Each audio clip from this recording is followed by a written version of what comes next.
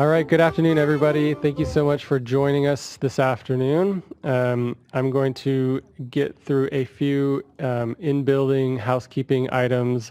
For those of you here with us today, the restrooms are out the back doors. Make a left and then another left, and you'll see men's and women's on your right. There is a cafeteria out the doors to your right, down the stairs, and again to your right if you need to take a break. And then if there is an emergency or a drill while we're having the meeting, our evacuation point is at Cesar Chavez Park, which is, again, down the stairs, out the front doors, and to the park kitty corner from us. Find one of us, and we'll escort everybody out to the appropriate place. That being said, welcome to the second informal AB 901 Recycling and Disposal Reporting Regulation Workshop. My name is Robert Carlson. I'm leading the efforts to develop the regulations. We have a few folks here with me. Paulina is leading up the efforts for the enforcement piece. John sits to my left here, is my supervisor, and is bringing a lot of background and helping out with the reg development. To my right is Christine Hironaka. She is the director of the policy office. We're going to take the workshop through the PowerPoints that were posted yesterday. If you didn't have an opportunity to download and print them before you came, there should be some copies in the back along with an agenda. So if you didn't get either of those, go ahead and head to the back and grab a copy. If there aren't any more, maybe raise your hand and we can print a few more off for you. The regulations, though, the draft regulations were posted about 2 weeks ago, so everybody should have had an opportunity to take a peek at those, read through them, and get a sense for what we're going for, and have some good questions and comments for us today at the workshop. The agenda for today, we're just going to walk through each of the major sections of the draft regulations. I'll give some general comments about what we're intending to get out of each section, and then we'll have a little bit, most sections have a little flow chart to help understand the flow of information as we envision it, and then I'll close the section with a few items that we in particular would like some feedback or some discussion on, and then we can open it up to the group for comment and questions on that section. Then we'll move on to the next section. All the way through each of the sections, and then at the end we'll have time for additional questions and comments that either apply to the regulations as a whole, or if you want to go back and revisit a section that either we went past too quickly for you, or you thought of a new question while we were discussing one of the later topics. I'd like to take a moment to thank everybody for taking the time, one, to come to the workshop, and two, to look through the regulations, review them, and come prepared to engage in some conversation, provide comments, and ask some questions. It's really helpful for us as we develop the regulations that we have an engaged stakeholder group, so that the process goes quickly and smoothly, which benefits everybody, but also the regulations in the end become better by having a lot of people engaged in the process.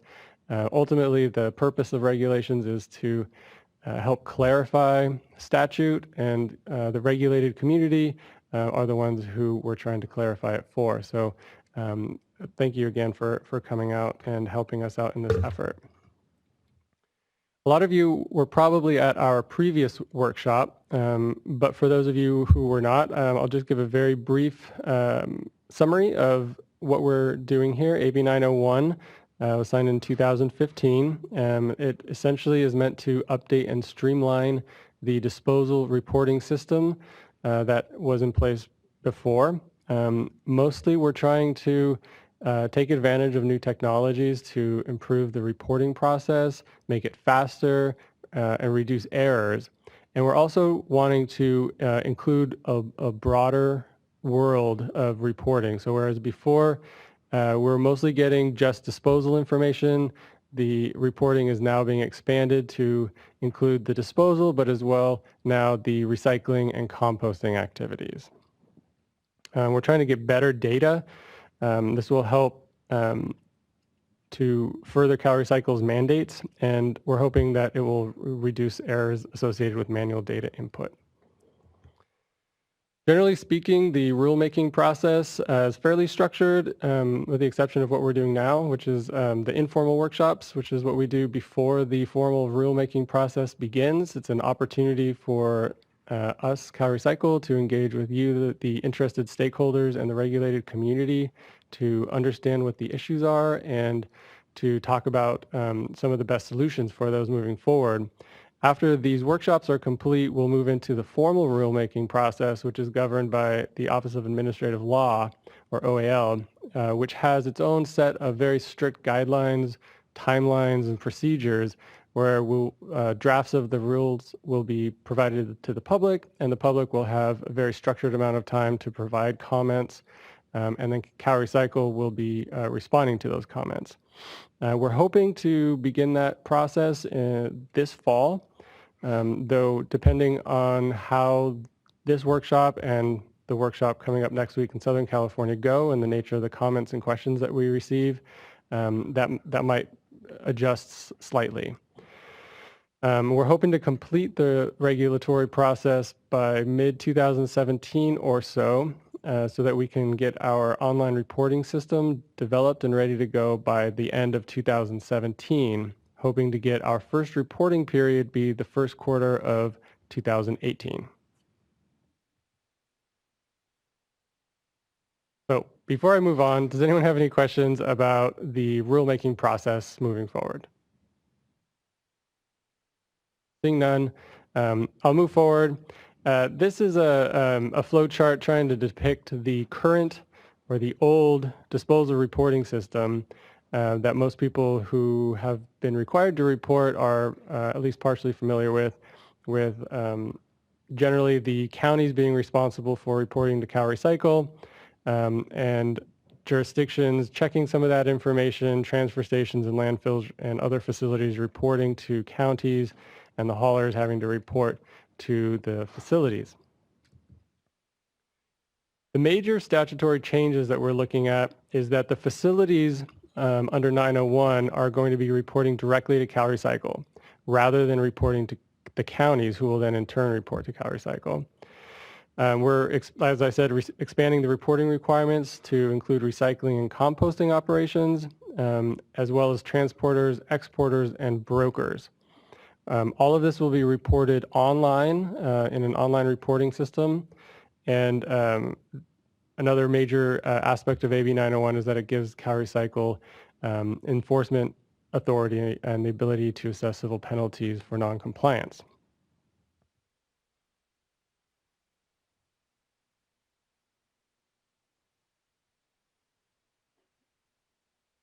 Sorry, having a little technical difficulty here.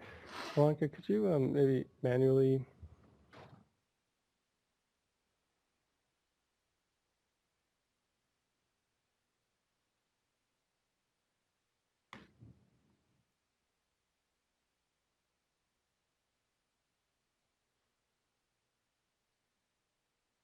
Okay, I think it's working now. Thank you.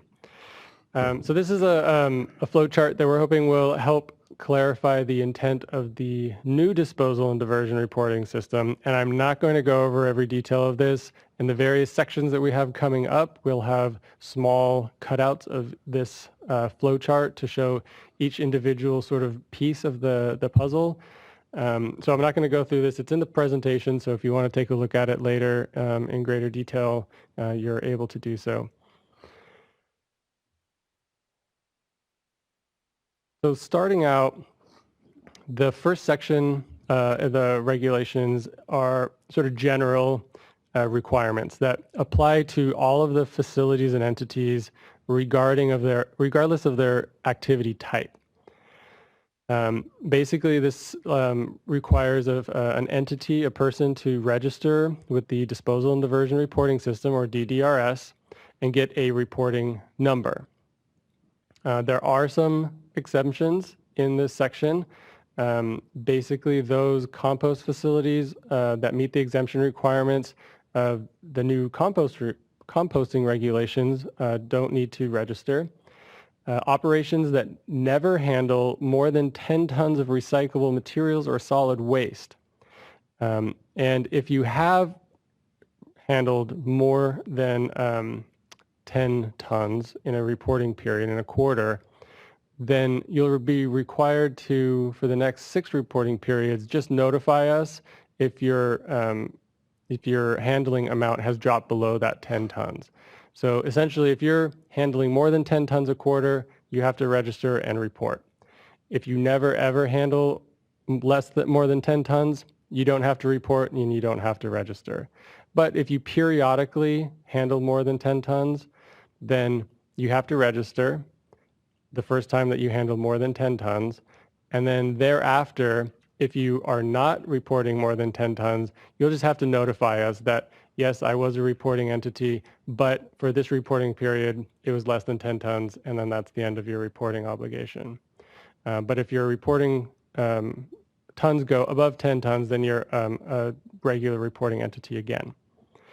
And then because of the way the statute is written, end users are not required to register or to report. There is a definition in the front part of the regulations defining end users. This is a place where we could use some help and some thoughts about the definition of end users. But the way that it's written, the kinds of end users that we're thinking of are the users of materials that essentially resemble virgin counterparts.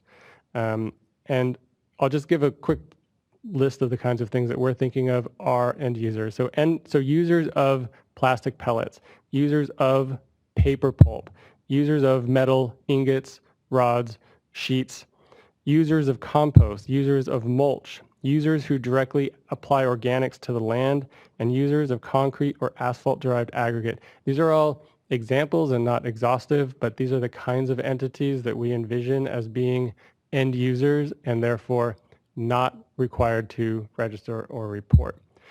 The entities that produce the material that goes to the end users will have to register and report, but the end users themselves will not have to register or report. So then moving on to the reports to the department, for those entities that do have to file a report, this just lays out that those reports must be done electronically through the DDRS. It must include the name, address, and DDRS number of the reporting entity. So you, as whoever is sending material out of your facility, need to tell us who you are, give us your number, and the same information for who you're sending it to. So whatever their name, address, and DDRS number, you have to provide that as well. If the person that you are sending it to does not have a DDRS number, then name and address is sufficient. The reporting timelines that we've laid out so far are the reporting entities that are not disposal facilities have 30 days after the end of the quarter to submit their report. And disposal facilities, because they require other facilities to report in order for their report to be complete, they have an additional 15 days. So a total of 45 days after the end of a quarter to complete their online submission of their report. And then recycling and composting operations that are at one location can aggregate all of their facilities operations into a single report. This was a section in the bill. We need a little bit of help here on determining how to define a single location. We'd talked a little bit about, is it a single address or whether it's all enclosed by not requiring public roads to transport between them. We know that large facilities sometimes have multiple street addresses, even though they're essentially one large facility. But if folks have some thoughts on what is a good definition for a single operation, that would be fantastic. So this is the end of the opening section, the general section. I see we've got a hand up already. So Jahan, if you can run the mic, we'll get our first comment. And if you could just let everyone know your name so that folks know who's talking. Yeah, Rick Mock. I'm a consultant. I retired from the city of Santa Clara. First I want to say the staff prepared an excellent presentation, real easy. The flow charts are really helpful, so thanks. This thing about, you just said you could take yours to a receiving facility that didn't have a DDRS number, as long as you put the name and address? Right. So Who's going to follow up to get the DDRS number? that would be our responsibility to follow up. So there would be a the most common time that this would happen is if a facility is sending material to an end user, right? So if you're sending your material off to an end user, that entity does not have to register or report. And so they would never have a DDRS number, but we would still need to know who you're sending it to. And then we would follow up with that person to determine whether they should be reporting. And if they're determined to not need to report because they're an end user or because of one of the other exemptions, then we wouldn't pursue the requirement for them to register. Jahan, why don't you come up this way and then around the other side? Chuck Elgott, excuse me, Republic Services. We have a current DRS system, people reporting under that. How are you transitioning from the DRS, a reporter under DRS to the DDRS? Yeah, so the exact logistics of transitioning folks hasn't been worked out yet because we're still in the early stages and we haven't begun designing the new system. But I would imagine that there's going to be a fairly automated process for all of the entities that are currently in DRS that will be required to report under DDRS to either automatically transfer them and assign them a number, or to send them out notices letting them know how they can go through the process of registering and getting that number. But you would envision them having a new number under the DDRS, and okay.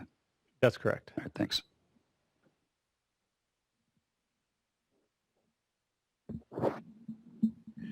Dan Noble, Association of Compost Producers.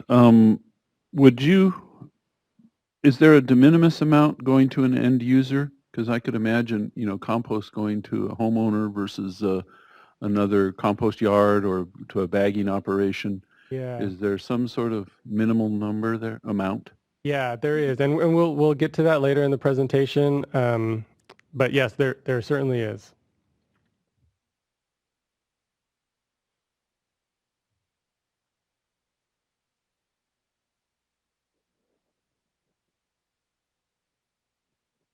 Hi, Tim Flanagan with the Institute of Scrap Recycling Industries.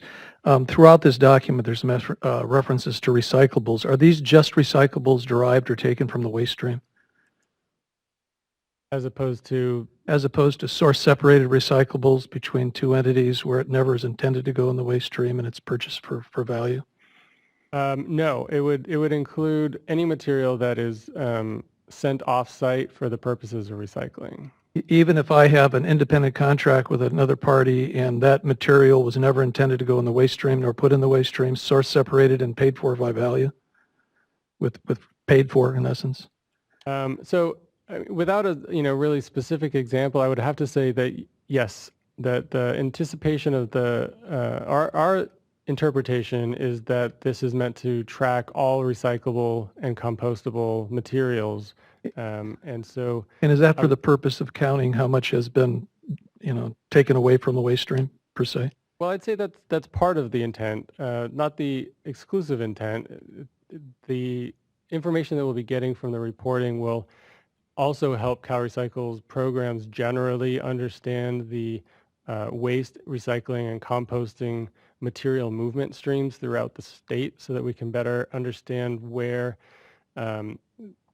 the infrastructure might need some additional help or where the infrastructure is doing well and No, I understand that. I agree with that, but you mentioned waste. It's just this is the waste management of the desert case I'm raising, which is where the Supreme Court said under the Waste Management Act, which basically this is, there is no authority to go after a source-separated recyclable where there is an independent third-party contract and it's paid for with value. And I think your lawyer's going to get up and address this now. Yep, looks that way to me too. He and I have gone through this in the past several times.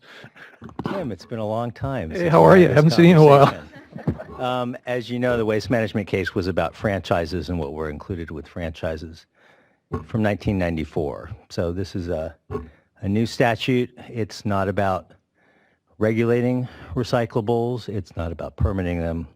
It's about tracking them. So But it's tracking it for purposes of diversion, is it not? it's tracking them for a number of purposes, one of which is the 75% recycling goal that's in statute.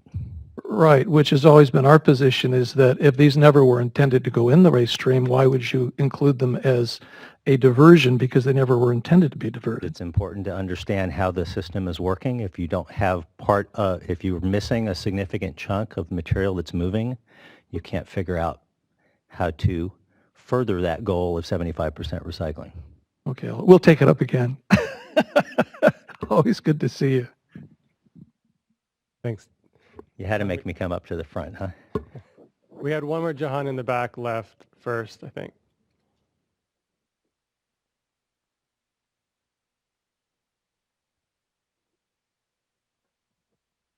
My name is Alberto Ramirez with Tiger Material and Construction.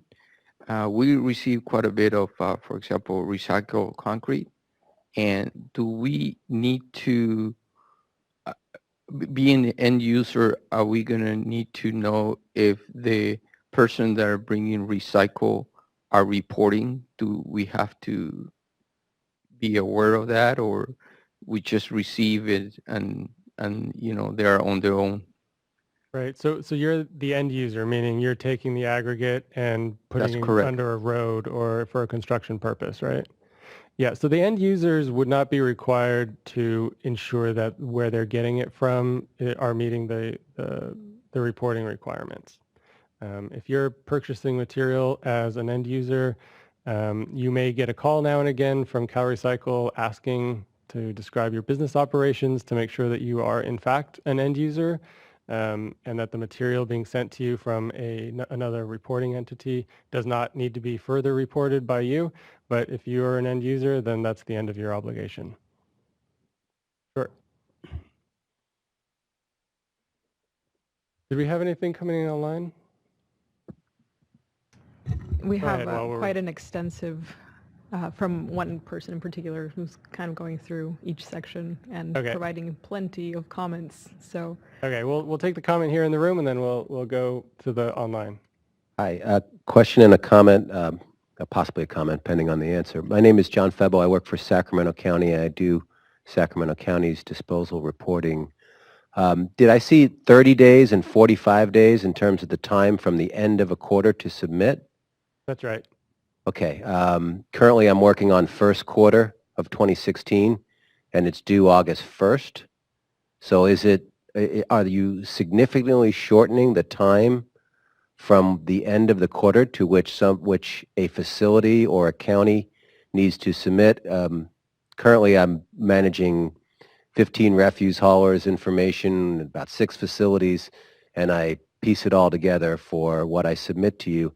And I can tell you it takes every bit of those 4 months to draft templates, send those out, allow people a few weeks to, continue to do their job and report them all back to me, and then amalgamate everything into a package to send to you. So. Sure. So that's a great question, and there are a couple of points. One, the counties won't be required to sort of gather all of that information and then aggregate it, compile it, and then send it to CalRecycle anymore. So that whole step will be removed out of this process, and we're hoping that the fact that more entities are reporting directly to CalRecycle will allow us to significantly reduce the amount of time necessary to complete the quarterly reports. So rather than having to wait for all of the facilities to report, sort of, domino in and then be compiled, everyone's just going to send everything to CalRecycle and it will be electronically compiled. Now, the dates that we've put forth, the 30 days and 45 days, we think make some sense, but we're certainly open to some conversation about the real world and how those dates might impact operations. Yeah, I would. I'm not sure what the timeliness of what you receive right now with the 4-month lag. If that's working, I understand taking the county's communication out with the private facilities will shorten it to an extent.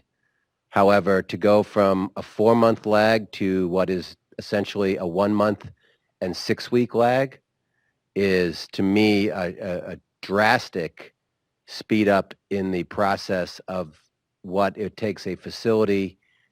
And even myself, I mean, I would likely, under your scenario, no longer have to communicate with the 5 private facilities in Sacramento, maybe less communication with the haulers, but I'd still have to do our transfer station and our landfill. I would contend that you could probably shorten that off a month from, or to 6 weeks from where you're at with the 4 months, and do something like a 60 and a 90 day.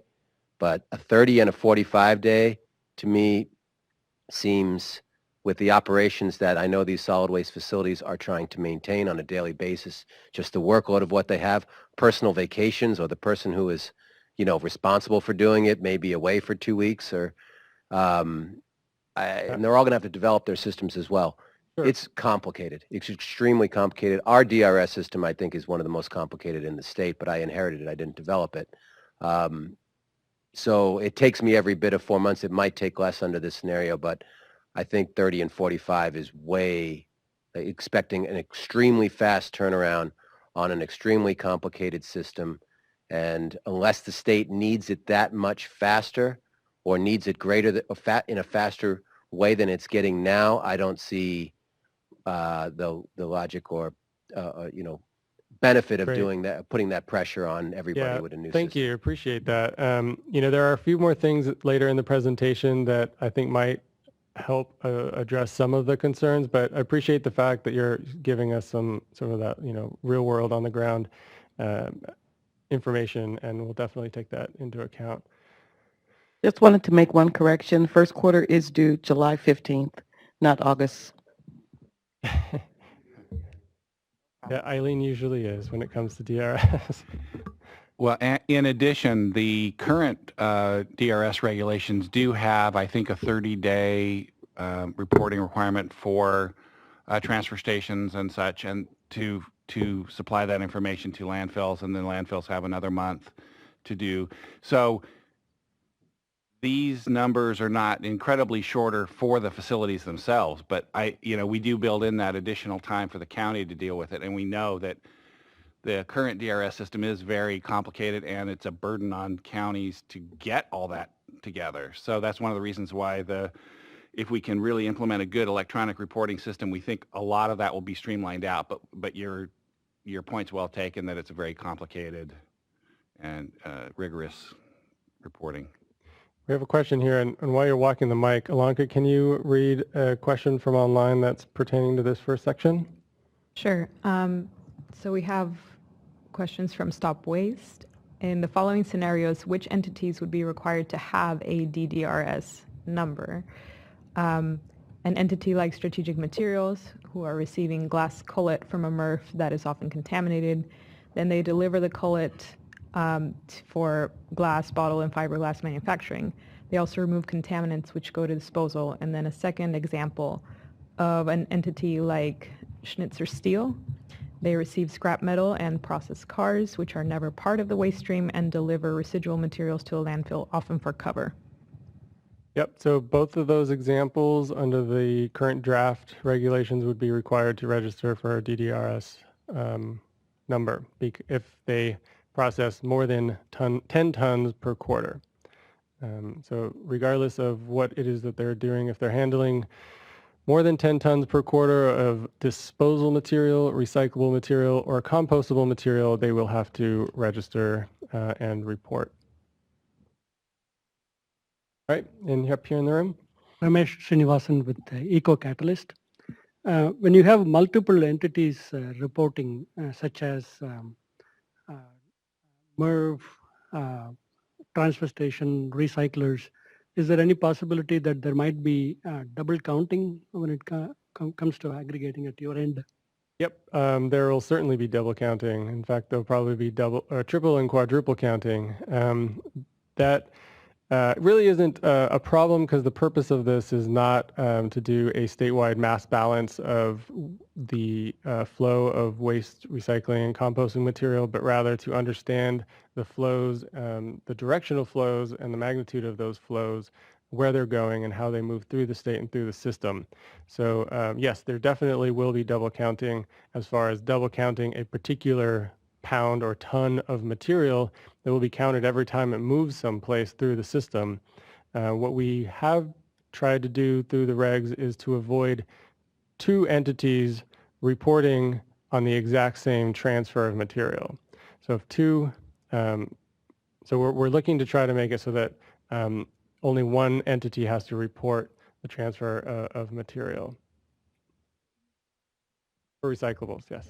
And when we're looking at those statewide totals, what we would be looking at would be the amount that goes to end users, the amount that goes to residual disposal, and the amount that's exported. And those are all activities that will not double count. Yeah, we won't add up all the materials that flow from a transfer station to a MRF, and then we have a big total that we know is not right. Got one more over here, Jahan. Was there anything else online while we're waiting for the mic to go? Okay, thank you. And then I think we'll take this as the last question on this section, and we'll move on, and then we can come back to it later at the end of the presentation. Hi, Laura Ferrante with Recology.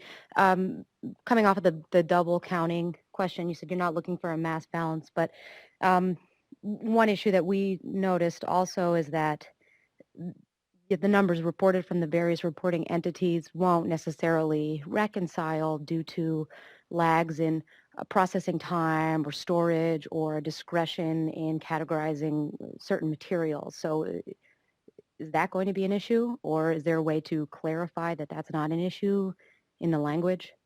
Yeah, so it won't be an issue. There really is nothing in the regulations that require that any material being reported as being sent to your facility must equal the amount of material that's leaving your facility. None of that is in the regulations, and it's not the intent of the regulations to require that reconciliation occur. We really are looking for the flow of material as it actually happens. So if a facility is stockpiling material for 7 months and we don't see that flow, for 2 quarters down, that's perfectly fine because that represents reality. That's what we want to see. And likewise, particularly with organics, you're going to see lots of changing of mass as material is composted or digested or whatever, and we're losing lots of CO2 weight and lots of water weight. So we're not looking for a mass balance or reconciliation. Great, thank you. Sure. And with that, we will move forward. Next section pertains to haulers.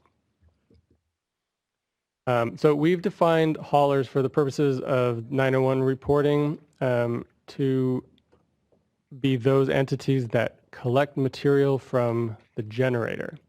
And this is to differentiate them from transporters who move material between facilities. So just to get that out of the way first. So when we talk about haulers, we're talking about anybody who picks up material from the point of generation.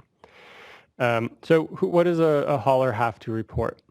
Now we have a shorter reporting period for haulers. The thinking here is that the facilities need information from the haulers before they can complete their reports. And then the disposal facilities need information from other facilities before they can complete their report. So we have everything staggered. In this case, we have the haulers being required to complete their reports by 15 days after the end of the quarter. For material that goes to disposal, they need to provide to the disposal facility the jurisdiction of origin and source sector in tons or percentage that goes to each of those disposal facilities. Now, this is a reporting requirement not to CalRecycle, right? So CalRecycle does not receive this information from the haulers. The haulers tell this to the disposal facilities when they go to drop off their material. And as you see through the regulatory language, there's some provisions to allow for reasonable methodology for making estimates and so on, very similar to what was in the previous DRS regulations. For haulers that are moving recyclable or compostable materials, they will report material type to each receiving person. Now, for the most part, haulers will only need to be reporting the information, the disposal information. There's very few instances where a hauler will actually have to report the material type of composting or recyclable materials to the receiving facility. There is a requirement for haulers to report directly to CalRecycle under certain circumstances. And those circumstances would be if a hauler picks up material from a generator and delivers it directly to an end user. This is fairly limited, but it can occur, most notably in the organics area. So if a hauler is picking up organics material and delivering it for the purpose of direct land application, say, both the generator and the end user are non-reporting entities. And in that case, the hauler serves as the sole reporting entity for that transfer of material, and so they're required to report that flow. The other circumstance would be is if they're picking up directly from a generator and moving that material out of state. And again, the out-of-state receiving facility is a non-reporting entity because they're outside of the state of California, outside our jurisdiction, and the generator is also a non-reporting entity. So in that circumstance, the generator or the hauler would be the only entity that would be reporting that flow. So both for disposal and for recycling, the hauler would have to report that flow to CalRecycle. Again, in that situation, they would serve sort of like a facility, and so they would have 30 days at the end of the quarter to report. So I told you we're going to have little mini flow charts to help explain some of this. So that big, somewhat ugly flow chart at the beginning is broken down a little bit here. You see the haulers. If they're taking material to a disposal facility, they need to tell that disposal facility where it came from, the jurisdiction of origin, as well as the source sector. If they're taking material, recycling, or composting material to a facility, they may have to give some information to that facility regarding jurisdiction of origin and source sector, but only to help that facility report jurisdiction of origin and source sector for the residuals that they send for disposal. And so that would be sort of an agreement and process that's worked out between the receiving facility, the recycling or composting facility, and the haulers, depending on the operations at the recycling or composting facility. If they take it to a transfer station or a MRF, they need to report the jurisdiction of origin and source sector, again, to the transfer station or MRF that's receiving it. All of that information is not information that's submitted to CalRecycle. The only time CalRecycle gets involved with haulers for reporting is that you see at the bottom material that is exported out of the state directly from a generator or that goes directly to an end user directly from a generator. That information would be submitted to CalRecycle. And then some of the areas that we'd like some feedback on. Again, we've had the discussion in the last section about the timeline. So again, that's something that we'd like some thoughts from the group on. The jurisdiction of origin and source sector, the mechanism to estimate that information, we've got some ideas that we've taken somewhat from our experiences with the previous DRS system, using franchise commercial versus single family and multifamily residential, using either truck types or route information, billing records, et cetera. Any thoughts on great ways to help estimate jurisdiction of origin and source sector of the material coming in would be greatly appreciated. We realize that we're never going to get 100% accuracy on this information, and that's not what we're looking for. We're looking for good estimates, and so having good methods to gain those estimates is really what we're looking for. Another thing that we're struggling a little bit with is identifying material types that are being transferred, particularly between transfer stations and MRFs, or dirty MRFs to a clean MRF. When they're trying to submit the material type of that transfer, we're wanting to differentiate between whether they're sending mixed solid waste or mixed recyclables and compostables. At the moment, we have the 10% contamination as that threshold. So if a transfer station sends material to a MRF for sorting and recycling, and that it has more than 10% contamination, then that would be listed as the material type of mixed solid waste. If the contamination level is less than 10%, then they would list it as a material type, recyclables, compostables. And then lastly, our decision to define haulers as picking up from generators versus transporters being those entities that pick up from facilities. This was done really to split the groups because they really kind of serve different purposes in the system. And as we get through a little bit further, we'll see why transporters have a slightly different reporting requirements. But we think that having these two groups split apart like this makes sense for the reporting system, even if they don't always have a sharp line in the real world. So before we go on to the next section, I'd like to open it up to the group, and those listening online have questions and comments on this section. While we have these listed out, these 4 questions here on this slide, obviously anything to do with this section that you think would be useful, we'd love to hear.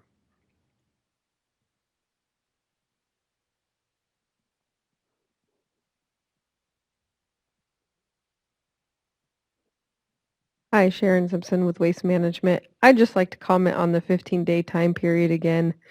The 15 days is really, really quick for a site to put a report together for the previous quarter.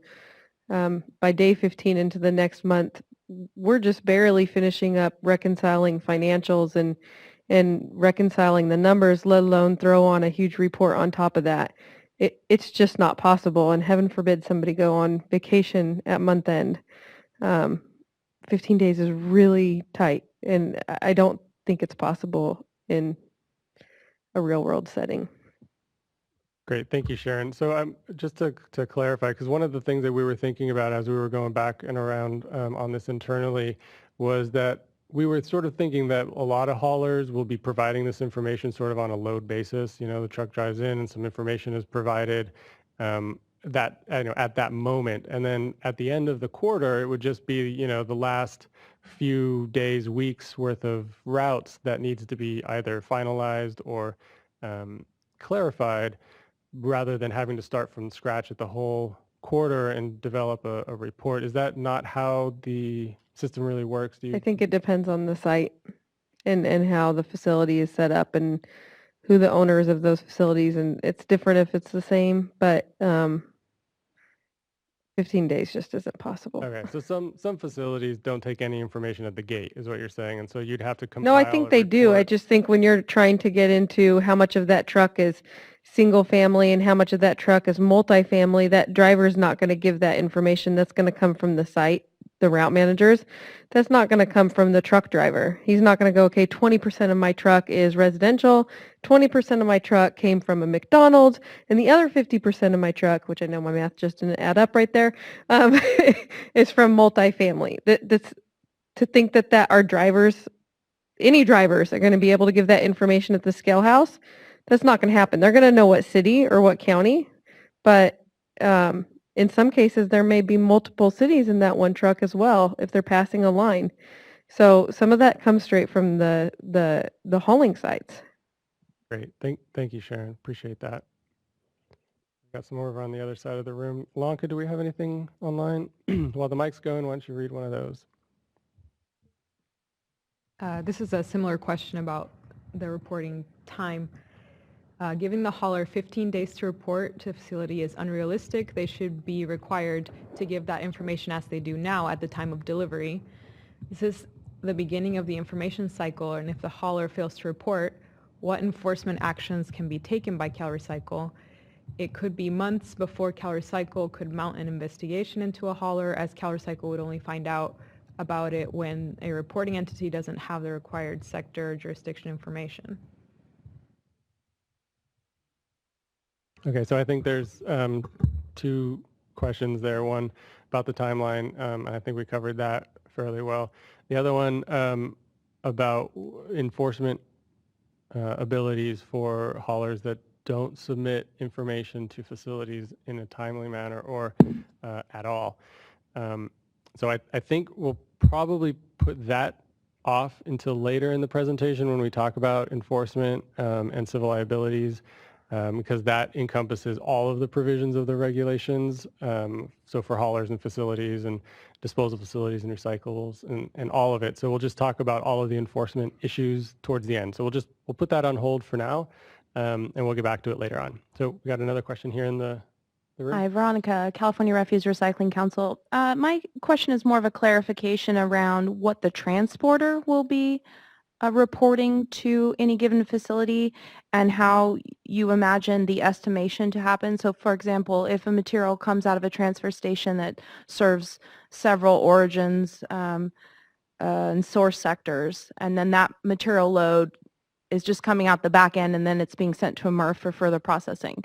What kind of information in that scenario is the transporter giving or not giving to the facility about that load as it relates to origin and source sector, or what kind of material load it is? Yeah, so I'll go very briefly on that now, but we have a section for transporters later, and we'll talk about transporters as opposed to the haulers that we're on sort of now. So inter-facility transport is transporters, and they will be providing information depending on the material that they're transporting. They'll be either conveying information about material type, if it's recycling, composting, or jurisdiction of origin and source sector if it's for disposal. And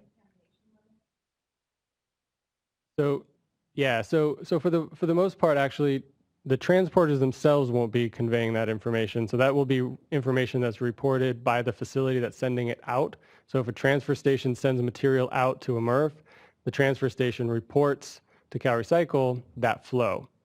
And then whatever the MRF does, and they send material out from their facility, they will report to CalRecycle whatever flows are coming out. So if a MRF is sending out baled paper and baled plastics, and they're sending material to a landfill for disposal as residuals, they'll report all of that information to us for all the recyclables, material type, and for all of the disposal, jurisdiction of origin, and source sector. So yeah. So yeah, we will get more in detail in the later section, but the information would be supplied by the facility, not the transporter. And this is another area where we're trying to avoid multiple entities reporting the same flow. So if the transfer station's reporting it, then there's no reason to have the transporter also report that same flow. So as long as somebody's reporting it, but we'll get more into detail later on. Hi, Laura Ferrante with Recology. I want to make a comment on reporting source sector. We don't currently track that information always, and we think that it's not really practical to do so for some of the reasons already mentioned earlier. I mean, this is not just for haulers, but throughout the regulations where reporting entities are required to report on source sector for track tonnages based on source sector. Loads get mixed in a truck, loads get mixed at a facility. Different jurisdictions have different definitions for things like single family and multifamily. It's not really practical. It would probably be very inaccurate and burdensome to do so. And we don't, and even at facilities too, if somebody comes in with a self-haul load, we don't track that either. They wouldn't track that sometimes. So that's my comment. We find that to be problematic. Sure, no, I understand. So we realize that source sector is a new data point that we're asking for that hasn't been tracked or reported in the past. We think that, one, this is a really important piece for us as we move forward with our 75% goal, our mandatory commercial recycling and mandatory commercial organics. All of those efforts are going to need more and better data as we move forward, and we think that this is a really good opportunity for us to start to collect that data. And we know that the data that we're going to get is going to be imperfect, and we're trying to set up the systems so that facilities can utilize a number of different methods to estimate the source sector, whether it be by truck type, something very simple where they can just sort of allocate if it's, a large pickup truck versus it's a packer truck, and you can just allocate it like that and just do it quick and dirty, versus facilities that might have a more sophisticated bit of information tracking where they have better data and they can provide it based on surveys, or they can they do sorts, or they do other kinds of information. They get information from their haulers at a different level. So we know that the information will be different from different facilities, and the accuracy and quality of the data will vary across facilities. And for right now, for us, that's okay. As we move forward and we get more used to collecting this information, we're hoping that those data will get better over the course of years. But for now, we want to start gathering it and start getting people used to thinking about gathering it, and then that will help CalRecycle and hopefully a number of the other jurisdictions within the state better understand what's going on with the solid waste, recyclables, and organics movement through the state. Got another one on this side. Alanka, do we have anything else come in? Okay, that's fine. We'll come around to Sharon. And was there another hand up? Not now. Okay.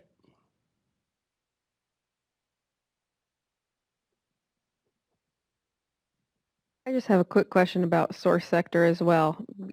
Is the information you're looking for it like what percentage, or is it a tons, or because I think, like she said, that it's going to be kind of problematic, because I mean, we ask our customers at, like, say, the transfer station, we ask them, where did you come from?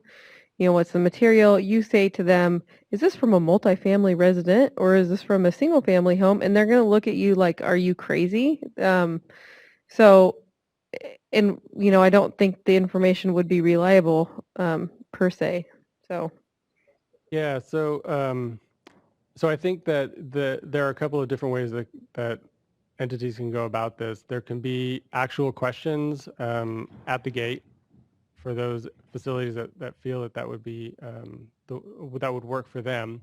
They could take information sort of directly through their haulers after the fact, if they happen to know based on their routes and their billing history. If you're going to pick up at such and such apartment complex, that's probably multifamily, and if you're picking up from a business park, that's commercial. Or like I said, just a visual inspection. Yes, that's a packer truck, and so we're going to assign all of that to single family residential, or that's a front loader, so that all comes to commercial, something like that. Those kinds of methodologies can be used to make estimates right on the fly. I would just like to say that that's great in theory, but it's going to be flawed ultimately. I mean, you're not going to have a perfect number, because no, we realize our that for trucks, sure. like, you can't necessarily do a truck number, because that one truck may be able to pick up multifamily and commercial, and they don't have an individual scale on that truck. Yep. So we know, okay, they had a 2-yard bin, but was that 2-yard bin 50% full, 75% full? How heavy was it? They're not going to have that information. They just go by yards. So it's going to be flawed. I mean, it's not going to be perfect. Of course, we don't expect perfection from these numbers. We really are like I said, at the beginning at least, we're looking for rough numbers. If we get within 20-30% of accuracy, we'll probably be really happy. And we know that the biggest point where we're going to have problems is going to be in that multifamily versus commercial, because that's going to be the part that's going to be the hardest to tease apart. But we will. We still would like to move forward with the attempt and start building that data and that sort of history to start giving us some information about what's going on and help us move forward. I think John has something to add. Yeah, and this is, when we do our waste characterization studies historically, we've done a survey for a few days at maybe 25 facilities across the state. That's how we do the residential, commercial, multifamily, self-haul split now. That is a few days in a year, every once in a while, at a small number of facilities. That's a really rough estimate as well. And so this rough estimate from these regulations will be a much less rough estimate than that.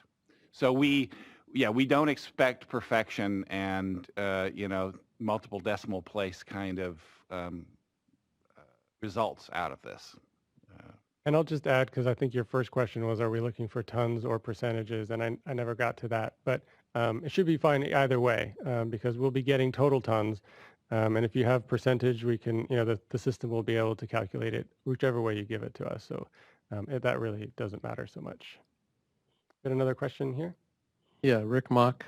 I think as long as you allow us to establish a methodology on how we arrived at it, and that we don't have to do it every quarter, like maybe once a year, or, well, maybe you go a quarter, I don't know. But the less we have to do the methodology, it's going to be the same probably each time for what we know of what's coming in, and just Yep. that way, I think you'll get a much better estimate on what's coming in.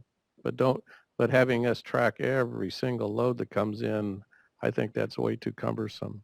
Yeah, no, we definitely want to provide the flexibility for facilities to choose the methodology that works best for their particular operations. As long as the methodology is reasonable, and that's the language that we use in the regulations. As long as the methodology is reasonable, then we'll be fine with it. And different facilities will have different methodologies based on the way that they run their facility. And as each one reports what their methodology is, you can look at that and see, which one seems most reasonable. Absolutely. Going forward. Thanks. Thank you. So I'll move on unless I haven't seen another. Oh, we got one more. Chuck Helgett with Republic. Again, I think you said it earlier, Robert, but what are you anticipating using this information for? I don't mean that in a pointed way. I'm curious. Right. So I think there are a number of initiatives that will be able to use some of this data. And you mean the source sector data, is that right?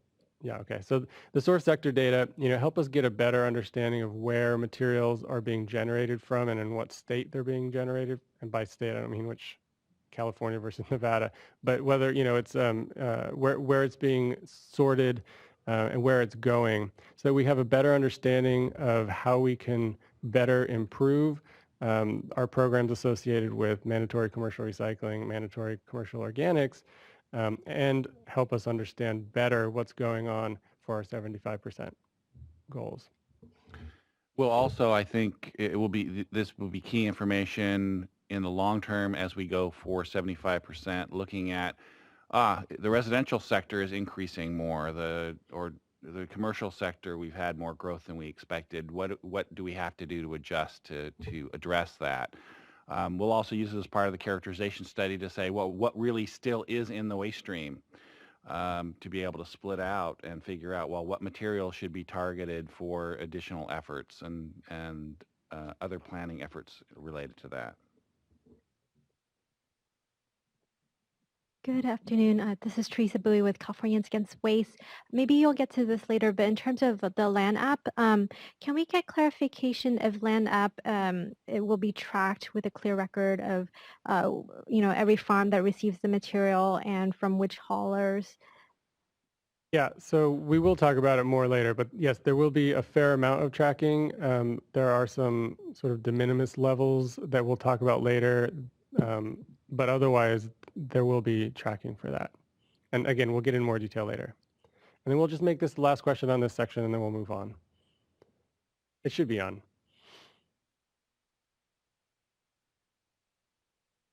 Natalie Hicks, Potrero Hills Landfill.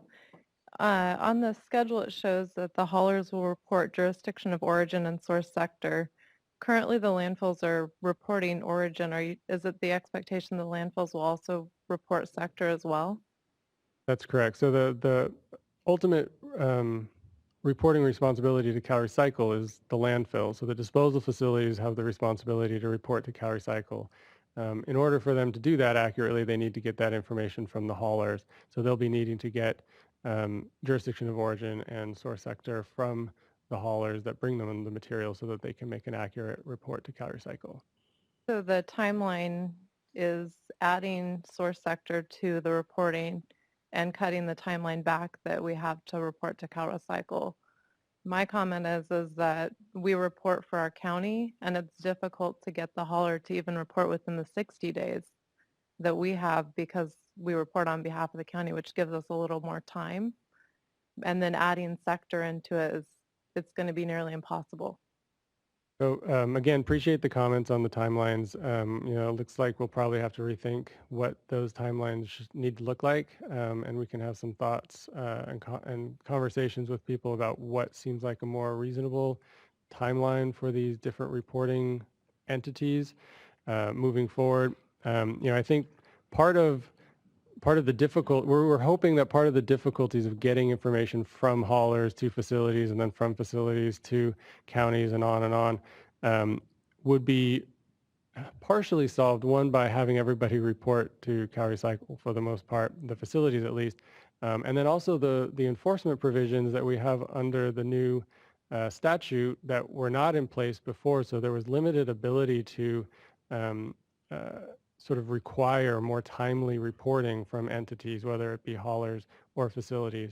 But with the new enforcement provisions under 901, we have a lot more ability to require facilities and haulers and others to report in a timely manner. So while I think that will probably go a long way to help, I definitely hear you that maybe the timelines are still too tight for But that. I think it's generating the reports as well. I know that for us to generate the report to provide to CalRecycle, it takes time, and I imagine on the hauler's behalf, it takes time as well. And you're adding source sector in there. I think it's going to be difficult to meet those timelines. Thank you. Okay, we'll move on, and we can come back to more questions on haulers later on if they come up. The next section, transfer stations and MRFs. So for transfer stations and MRFs, the reporting requirements for any residuals that are coming out or material that's just being sent for disposal. The information needs to be, the jurisdiction of origin and source sector in tons or percentage needs to be provided to CalRecycle for the material that's sent to each of the facilities that it's going to. For material that is recyclable or compostable that's coming out of a transfer station or a MRF, they must report the tons per material type to each receiving person. And those reports, again, due to CalRecycle within 30 days at the end of the quarter.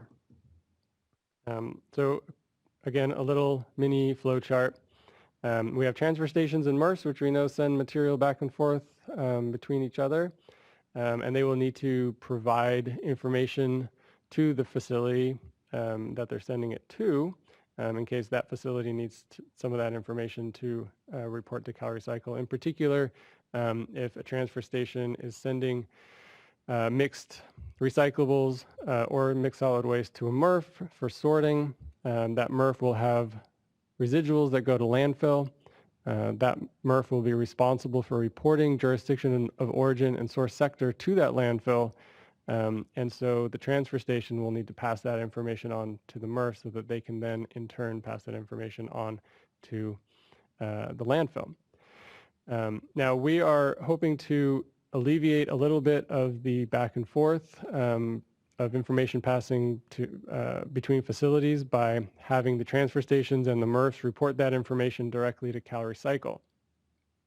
So they would report how many tons of material, what it was, if it's recycling or composting, and where it came from to CalRecycle.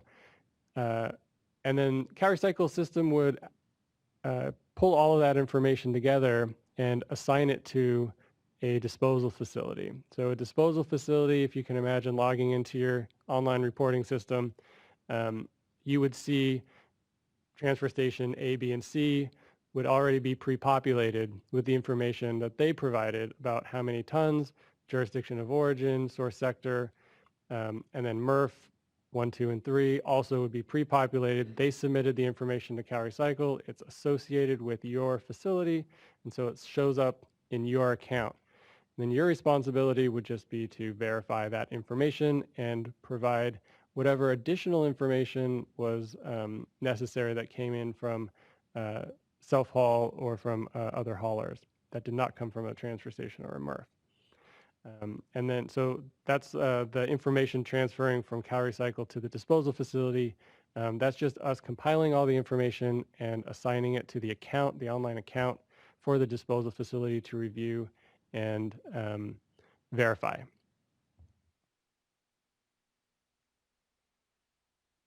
So some of the areas that we'd like some feedback or just some clarification here. A receiver can be a recycler, a composter, an end user, a broker, a transporter, an exporter, land, or a disposal facility. So it really doesn't matter where it's going. You need to just, we need to report where it's going. Doesn't matter who it is that's taking it. That person needs to be listed as the end destination for the material. What we're looking for in the recycling and composting side for, I think, oh, I didn't realize those came out like that. So if the material sent to a receiver is more than 10% contamination, and again, this number, we'd like to have a little bit of conversation about if that's the number that makes sense, then the sender must provide jurisdiction of origin and source sector. The anticipation is that if you're sending material that's mostly solid waste, more than 10% contamination, then the receiving facility is likely going to need to pass that jurisdiction of origin and source sector information on to the disposal facility where they send their residuals. And so you'll have to provide that to them. And then the last bullet is we've provided a list of material types in the definitions, and these are the types of materials that we need to have reported for recycling or composting. But what we're looking to do to avoid extraneous burden on facilities is to have the material reported to us at the level of detail that it leaves the facility. So, and I know we've gone internally back and forth about how best to present this, but basically what it means is if you're handling paper material, and you send it out as mixed paper. There's some newsprint, there's some OCC, there's some white ledger. It's all mixed together and you're sending it somewhere. Then you just report that as mixed paper. It's exactly how you're sending it and tracking it already. But if what you're doing is sending out baled newsprint, then you should report newsprint. The same thing with plastics. If it's mixed plastics, report it as such. If it's PET, report it as PET. We don't want facilities to track it at any greater detail than they're already tracking it. But if you're packaging it up and sending it off at a particular level of detail, then that is what we would like to have reported. And that's the end of this section. So I'll open it up to the group for questions and comments. And Jahan, maybe you get it to Chuck, and then Lanka, if we have any, we'll get to you soon. I'm Chuck Helgett with Republic Services. The reporting mechanisms here, do you see this, or how would you, could you use this information to determine a diversion rate for a particular MRF? Could you use it to determine how much material is being sent for disposal versus off for recycling? Yes. Yes, you could. With a fairly high degree of accuracy? Well, you know, the information that we'd be getting from a MRF is total tons sent off to disposal, and then total tons of each material type sent off for recycling or composting. And so the only missing piece would be any material that is being sort of stockpiled or accumulated. So that would be the error bar, is however much material is being held over between quarters. Or if there's material weight loss because of, you know, or gain by because it's raining or you know, liquids are leaking from containers or something like that.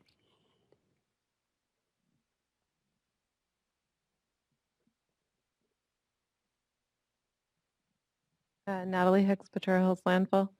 I'm looking at the flow chart where it shows that the transfer stations report directly to CalRecycle, and I think you commented that the numbers would be uploaded at that point. My concern with that is that CalRecycle compares to Board of Equalization when we ensure that we've accounted for all of our disposal.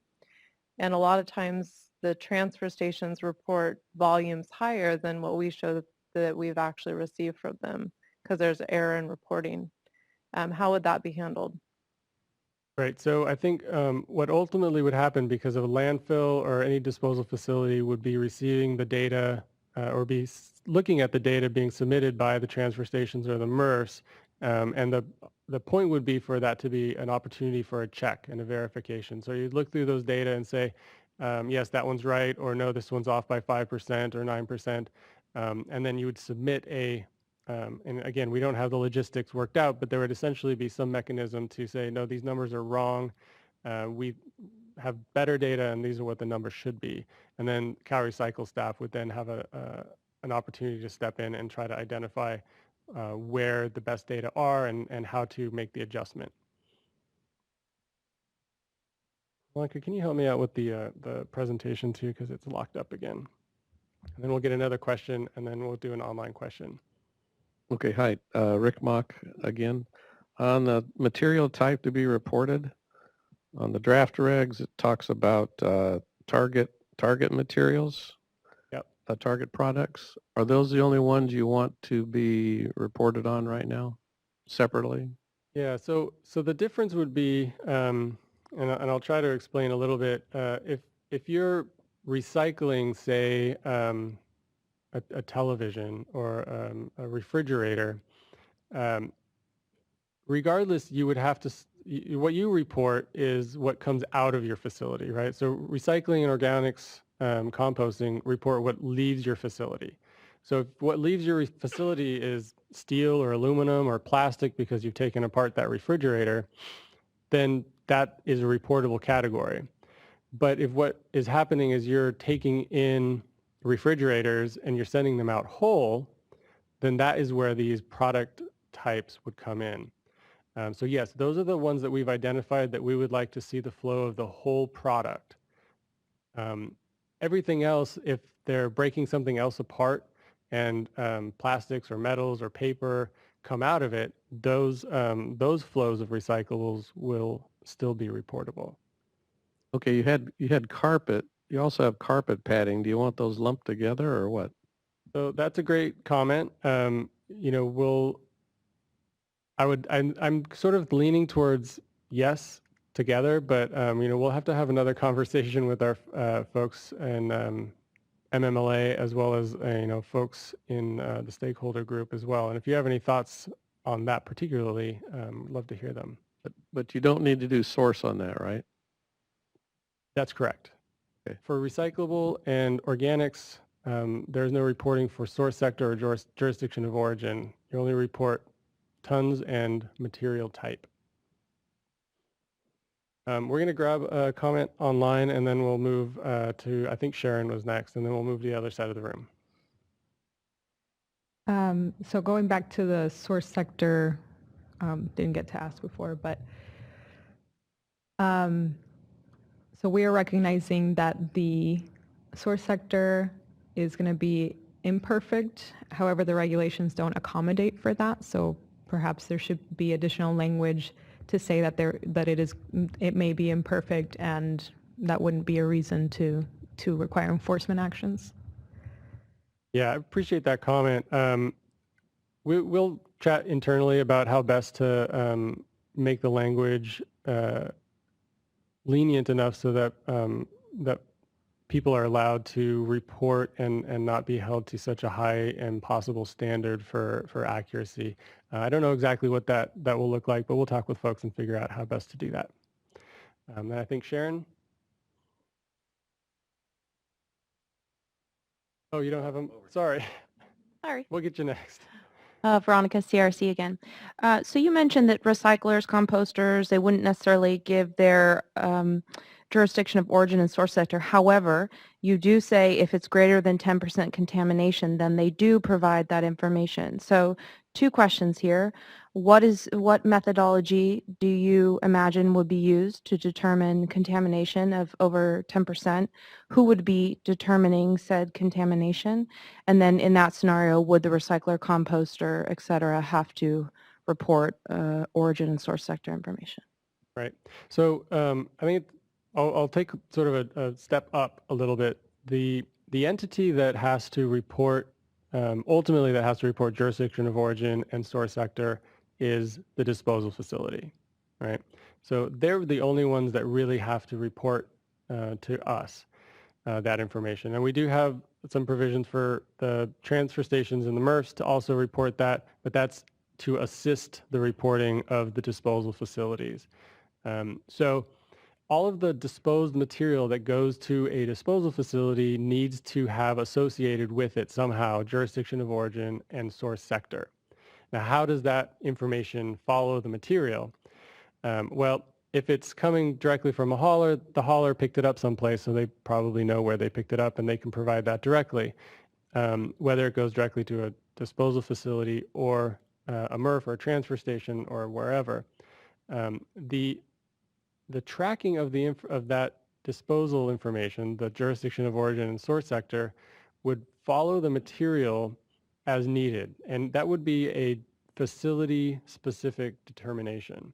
So if you, as a facility, a recycler or a composting facility, meet the threshold to need to submit information regarding jurisdiction of origin and source sector for your residuals, and I think it was 10% or 100 tons that we have in now, then you have to have practices in place at your facility to get that information so that you have it available to provide it to the disposal facility when you send your residuals. Now, if you're under that threshold, you don't have to, because you don't have to report jurisdiction of origin or source sector. So you don't need to get it from your haulers. You don't need to get it from other facilities. But if you're over that limit, then it's your responsibility to make sure that you can get that information. So you work with the people who bring you materials to make sure that they're giving you the information that you need so that you can provide it to the disposal facility, who is the one that has to report it to CalRecycle. And I just want to step back a little bit more and say, you know, the purpose of this piece is to really exclude most recyclers and composters from this requirement, as long as the material they take is pretty clean. You know, so if you're getting, if you buy bales that are clean, pretty clean, and you sort them out and there's some residuals and it's under the threshold, then you don't have to do this reporting on jurisdiction of origin and source. If you get really dirty stuff and, you know, you're known as the place that people can send stuff that's just, you know, full of garbage, you probably have to report because you're going to be over these limits. But we think that the vast majority of facilities should be excluded, recyclers and composters should be excluded because they are probably handling mostly clean material. But where those percentages are drawn and how this is implemented, you know, we're open to input on that. And we'll talk more about that when we get to the recyclers and composters section. But as John said, the intent really is for this to apply to MRFs and transfer stations, or any facility that is sort of acting like a MRF or a transfer station. Like he said, if you're taking bales that are 90% contamination and calling it a mixed paper bale, but 90% of it goes to trash just because you're the person that can get that out of the reporting, we want to close that loophole up and make sure that entities that are acting like MRFs or transfer stations also have to report, so that material gets accurately assigned to the jurisdiction where it really came from, while at the same time not burdening facilities that are truly acting as recyclers or composters. Sharon? I'm kind of piggybacking on that question as well. Is it for a MRF, is it per customer that's over 10%, or is it for like the material for the as a whole over 10%? For the quarter. So if you as a MRF send 10% or more of your, well, for MRFs, you really do need to always report. That's for transfer stations and MRFs, you always have to report this information. We're really kind of sliding into the conversation for recyclers and composters, but to answer your question in advance of that section, it's for your whole quarter. So if your total for the quarter exceeds that threshold of going to disposal, then that triggers your responsibility to report jurisdiction of origin, source sector. And another question which kind of got answered before, but I'm just making sure I'm correct on it. If you have like a MRF and a transfer station on one address, we're not doing two separate reports, correct? That would just be one giant report as a MRF transfer station. So we'll get to that too, but there's a provision in the statute that allows for recycling and composting facilities to submit an aggregated report if you have multiple facilities on the same site. And we'll get to that and talk about that a little bit too.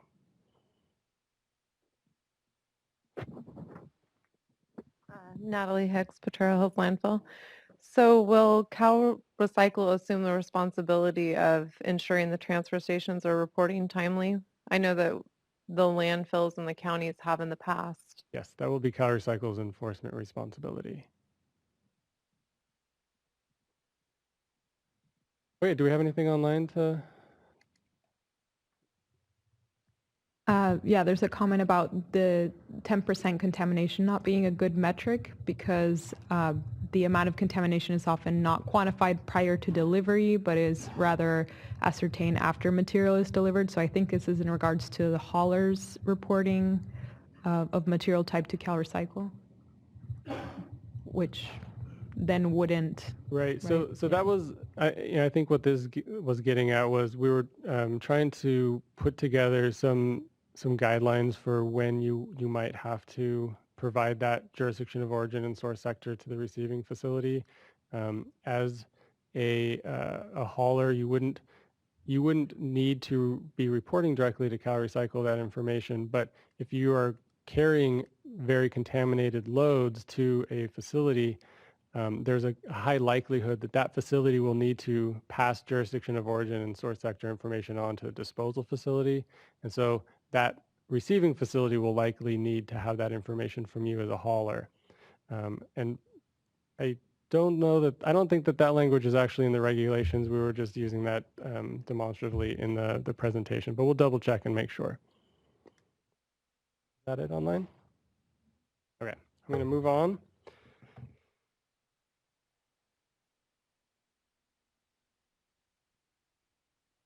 Disposal facilities.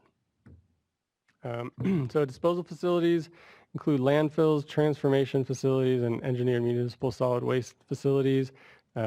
Disposal facilities are defined in the regulations, pretty much just like that. So take a look at the definition, but it is basically that. The reporting requirements for disposal facilities for material that is disposed on site, you would need to report to CalRecycle the tons, the jurisdiction of origin and source sector for all of the material, the tons of C and D material, and the jurisdiction of origin and source sector for that stream. For material that is used beneficially on site,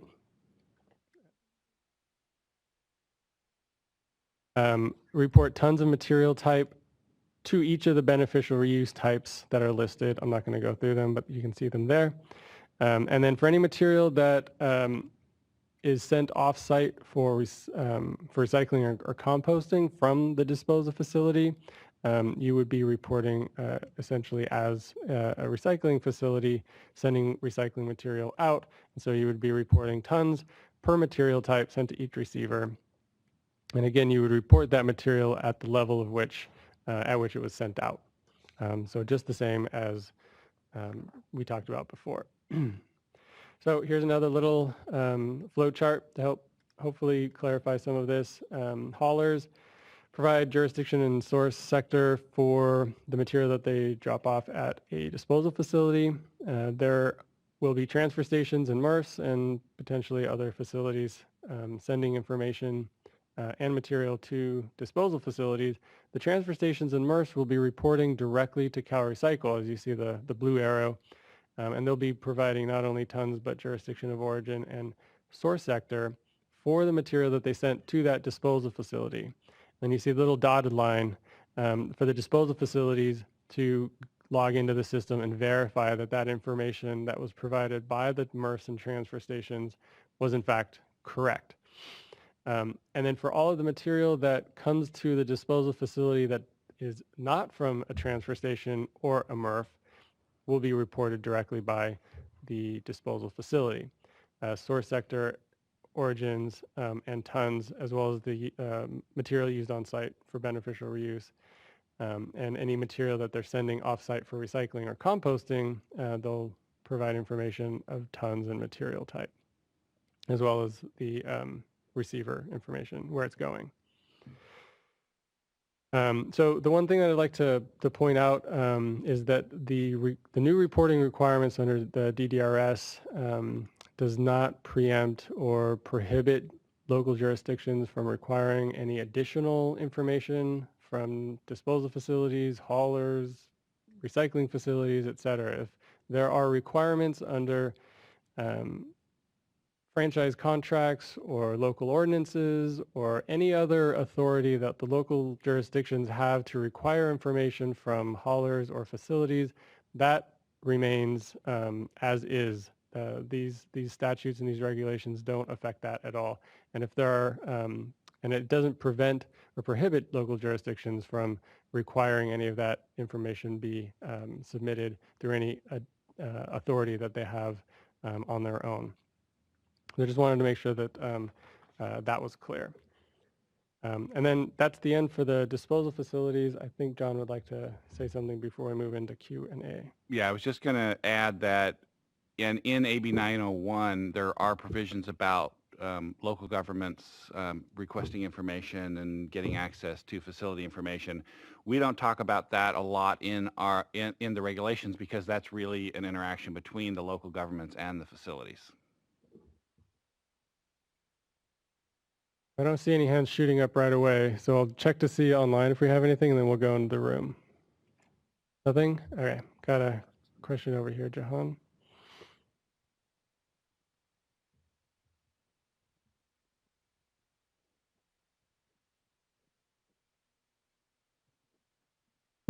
Hello. Hi, I'm Grant Riedel with Edgar and Associates. Just got a question about the material types for landfill beneficial reuse. Will you be reporting on the type of material itself, like wood or green waste or inerts, or will it just be what it's used for? Right. So I think that is, it's in the definitions, but it is both. So it's material type by use. So tons of, by material type and use. It's in the definitions. Maybe, John, you have it at the tip of your tongue. Well, and in the, for like ADC and AIC, there are certain materials that through demonstration projects have been approved, et cetera, you'd report in those categories. So again, we're not asking people to, do additional sorts or additional characterization of material. If it's construction demolition materials used as ADC, then that's the category that you would report in. Thank you. Got one behind you, Jahan.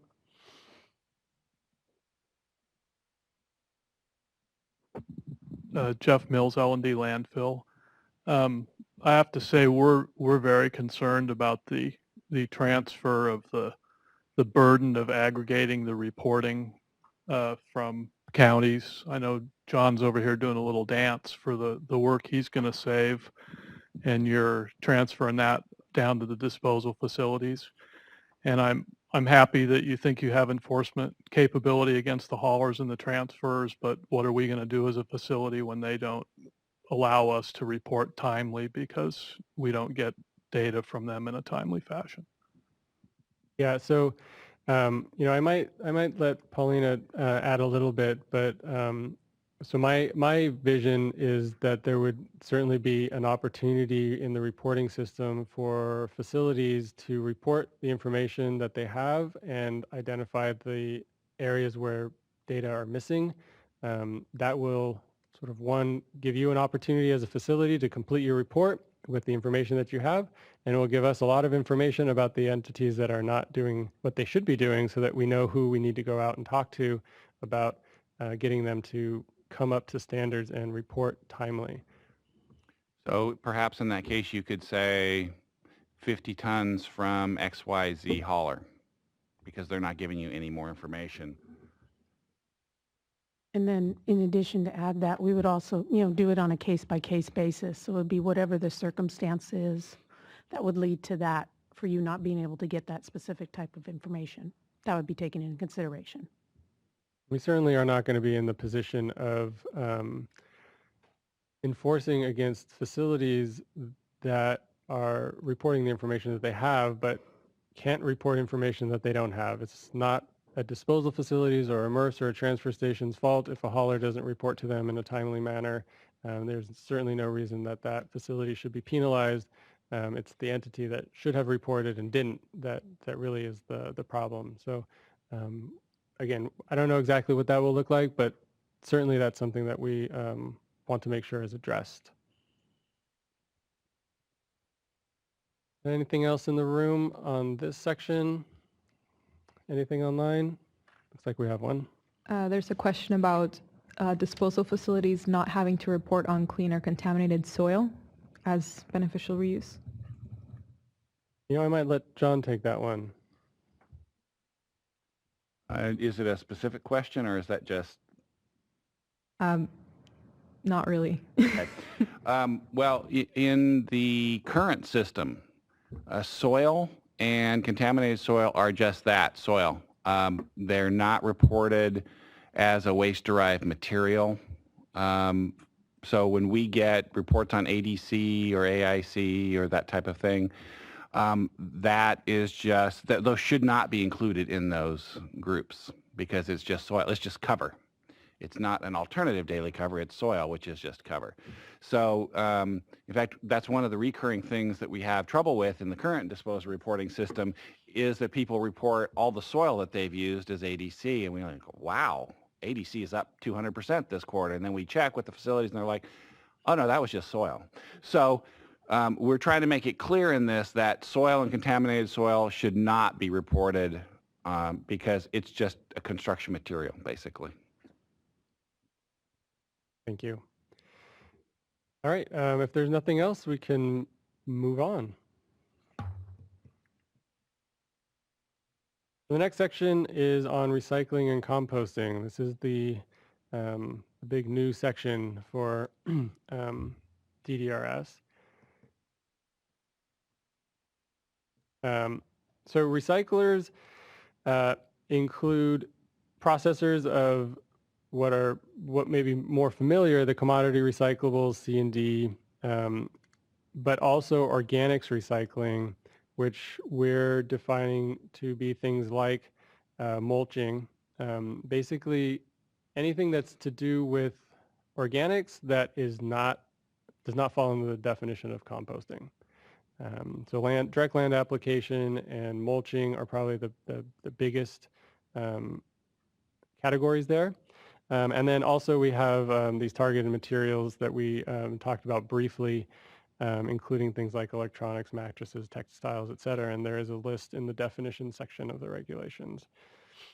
So composting includes any facility or digester that takes organic material, including a wastewater treatment plant. Again, the official definition is in the definition section of the regulations. And then for recyclable and compostable materials, the information that needs to be reported are the tons and material types sent to each receiver. That includes processors, brokers, exporters, end users. If you're sending it out of your facility, we need to know who you're sending it to. For residuals and for the disposal portion, we need to know the total tons that are going out. And you'll likely need to provide the jurisdiction of origin and source sector to the disposal facility unless you fall under the threshold that you see at the bottom of this slide, where we have tentatively as 100 tons per month and more than 10%. And we'll talk a little bit more about this later on about the numbers, and this is certainly an area that we need a little bit of feedback from. But as we found in a number of areas of the regulations, organics seem to be a different animal from more traditional recyclables and sometimes need special treatment. And so while some thresholds work well for recyclables, they don't always work the same way for organics.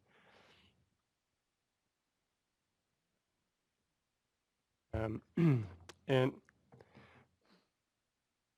all right, the thresholds, the way that they're laid out in the draft regs are more than 100 tons per month and more than 10% residuals. As we were talking earlier, the intent here is to not require this to be submitted by true recyclers and composters. Those facilities that are generating small amounts of residuals, we don't need this information to be tracked to the nth degree as it bounces between 10 or 15 facilities. The reporting associated with that gets a little bit cumbersome. And that's really not what we're trying to do, is to get this information down to the last pound. But if you're a large facility, if you're sending large amounts of material to a disposal facility, or if you are sending a large percentage of your total to a disposal facility, that information should be accurately tracked and accurately assigned to the jurisdiction where it was generated. You know, we had some discussions about whether this should be 100 tons per month or 10% residuals, and I think that might ultimately be the better way to go. But as I mentioned, the fact that organics sort of work differently, because especially when you're trying to calculate percentages, it's difficult to know whether we're talking about percentages of inputs or percentages of outputs. Particularly with organics, you lose a lot of water weight, you lose a lot of CO2, and that sort of changes the way that those facilities operate. So this area needs a little bit of work to get it to really fit the way that industry works and the way that the system works. But our intent, as I said before, is to exempt out the facilities that are really recycling and composting while requiring this information to be tracked and submitted for large quantities of material that are being sent to disposal or facilities that are essentially handling lots of waste material. Again, a little flow chart. This one's fairly straightforward. Recyclers and composters submit for the material that is going to recycling. They submit tons per material type and where it's being sent to. And for the material that is going for disposal, total tons and jurisdiction of origin and source sector if the conditions are met to require them to report that. So as I said, one of the areas we need some feedback on is what are the conditions to trigger the jurisdiction of origin and source sector reporting, and are there different requirements for organics than for traditional recyclable materials? And this goes to the question that Teresa asked earlier, shipments of material to end users that are small, and this will most likely only apply to organics, but it could in some situations apply to other recyclables. Small shipments, we don't necessarily want to know the home address of every person who picks up a half a pickup truck full of mulch to take to their yard to mulch their tomatoes. And so in an effort to try to exempt that out of the reporting, every individual shipment that's small, and we're using 1 ton here, can be aggregated and be reported simply as X number of tons sent to small end users. Anything over that, then we would need to know who it was. So we would need to know their name, their address, and if they're a reporting entity, then their DDRS number. Again, like I said, this number we need a little bit of help with, and how much information do we really need from these end users, particularly the small end users. So that's the end of this section. If we have any questions or comments from the audience, and if we have any from online as well, none yet. Laura Ferrante with Recology. My comment is on the last bit of information you just discussed, shipments to end users. We see no reason why all of that information can't be aggregated to give information on materials over 1 ton or whatever amount you agree on would be giving customer-specific information. And we did not think it was the intent of AB 901 for us to be providing customer-specific information. So I think, the alternative would look, at least in my mind, if I'm a producer of, say, plastic pellets, my reporting would either be under the existing draft regulations. I sent 5,000 tons to, person A, and 5,000 tons to person B, and 5,000 tons to person C. If we aggregate all of it, all we would get is I produced plastic pellets and I sent 15,000 tons to end users, which I think deprives... Well, it could be something like this much was exported out of state, this much went to this industry, or, if you're talking about maybe organics, this much went to commercial landscaping, this much went to, maybe a different way to categorize end users as opposed to each individual person or entity, each customer. Okay, I definitely get your point, and I appreciate the perspective. I think we'll have to think about what level of detail makes sense for us to make sure that we get an understanding of what's happening with the material, where it's going, and what its end purpose is, so that we have a better understanding of how the industry works while protecting what some might feel is proprietary business information, private customer lists, those kinds of things. We talked a bit, and there is some language in the statute that protects confidential business information. And so while we might be able to get that information for our own purposes so that we understand the industry better and know what's going on, but that the information that ultimately gets provided to the public and jurisdictions would be an aggregated version that has that kind of specific information stripped out of it, so that it would only be kept confidentially here at CalRecycle, but not made public. Thank you. Sure. And one of the other reasons to have more specific information about where material is going is to differentiate between end users and material going to another facility. Because one of the things that we heard was when a facility sends off material, they don't necessarily know exactly what it's going to be used for, or whether it's an end use or another facility that's going to do more processing or something else. And so having more specificity lets us follow up on that and determine what's going on, or determine it just based on because we know this facility is another recycling facility versus an end user. Isn't there oh, go ahead. Hi, Veronica, CRC again. Thank you for answering all these questions.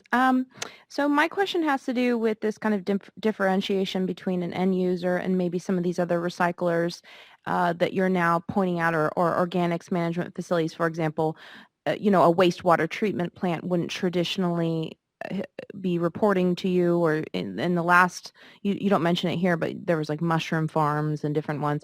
And, there's going to be a lot of folks receiving material like the pelletizers, for example, who may not traditionally report to you. So my question is, how are you going to be reaching these new reporting entities? Are you going to have a comprehensive list so that those who may be under a reporting mechanism will know? How do you plan to, I see a lot of people missing from this room who Sure. will be reporting in theory. Yeah. So that's the question that I have. Yeah, so that's a great question. There are a couple of things.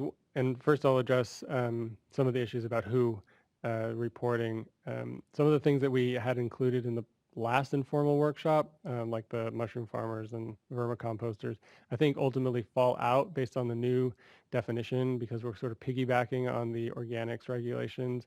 And most of those entities would end up falling out and so would not be considered reporting entities under 901. But even with that said, you're right. There are going to be a lot of entities that don't normally report to us for other programs and would be required to report under 901. And so the plan for rolling things out at the moment, I'll admit, it's in its infancy at the moment, partially because we don't know exactly until we get the regs more developed who actually has to report.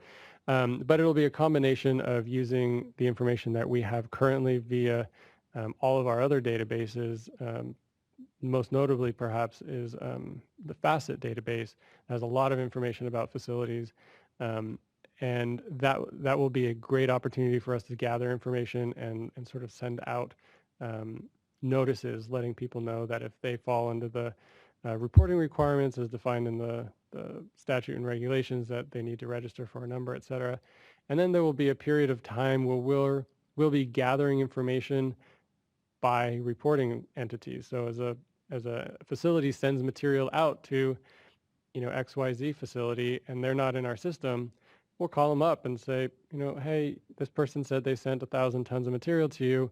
What do you do? And if they're an end user, we'll say, okay, we're done. We don't need to. But if they're a processor, then we'll tell them, hey, by the way, these new regulations are in place. You're required to register, get a number, and report, and get them educated about the regulations and the reporting requirements as they pertain to that. So there'll be sort of a breaking in period, and hopefully it will be fairly quick, but we know it won't be overnight. It'll take a while for us to identify all the entities, but that will be, I think, a really good way for us to start identifying who needs to be in the system that's not in the system. Well, and as reporting starts up and moves along, when people report, well, we sent this material to this entity, we can follow up with that person to see, well, gee, we don't have a DDRS number for you. Are you a facility or are you an end user? And we can identify kind of the universe as we move along, too. Hi, Dan Noble, Association of Compost Producers. I have two comments and possibly one or two questions. I'll start with the easier one first, which is this 1-ton limit for reporting. Let's just think of it from the compost producer's perspective. You could call them a wholesale producer. They might be sending the majority of their load to, say, a bagging operation, which then goes into the retail markets. So you could say, we're sending this amount to that bagging operation. And that's, again, where the proprietary thing comes in. Do we need to know that? Does the state need to know that? And if so, why? So we need to look at that. The other is that they could be selling it to a farm. So, Farmer John and Farmer Bob and, Farmer Sally, and it's always going to be more than 1 ton. So do you need to know, or why would CalRecycle need to know all of the customers? It's good from a marketing perspective, I think, but, that could be considered proprietary information. So maybe it would be better for the industry sector. Alternatively, it could be sold to multiple landscape, to fill up the bins of compost or mulch or specialized compost or any of those sorts of things, or blends, whatever. So I will take this back to our membership and have them look at that 1-ton limit. But I know the immediate question is going to be, well, two questions. One is do they need to know who our customers are, and why do they need to know that? Or do we just do it for the industry sector, whether it's a landscape operation? Or, for example, if you're selling 5 truckloads to Caltrans to go, for erosion control on cut slopes, that's each truck may have 20 to 40 tons depending on what that load is. So, and it'll go to erosion control contractors, that sort of thing. So those are just for considerations. I will definitely be polling our membership over the next month to give you more direct feedback on that. Yep, I mean, it's great points, and like I said, this 1 ton is a number that we really don't have a lot of confidence in. We really wanted something to start the conversation. Yep.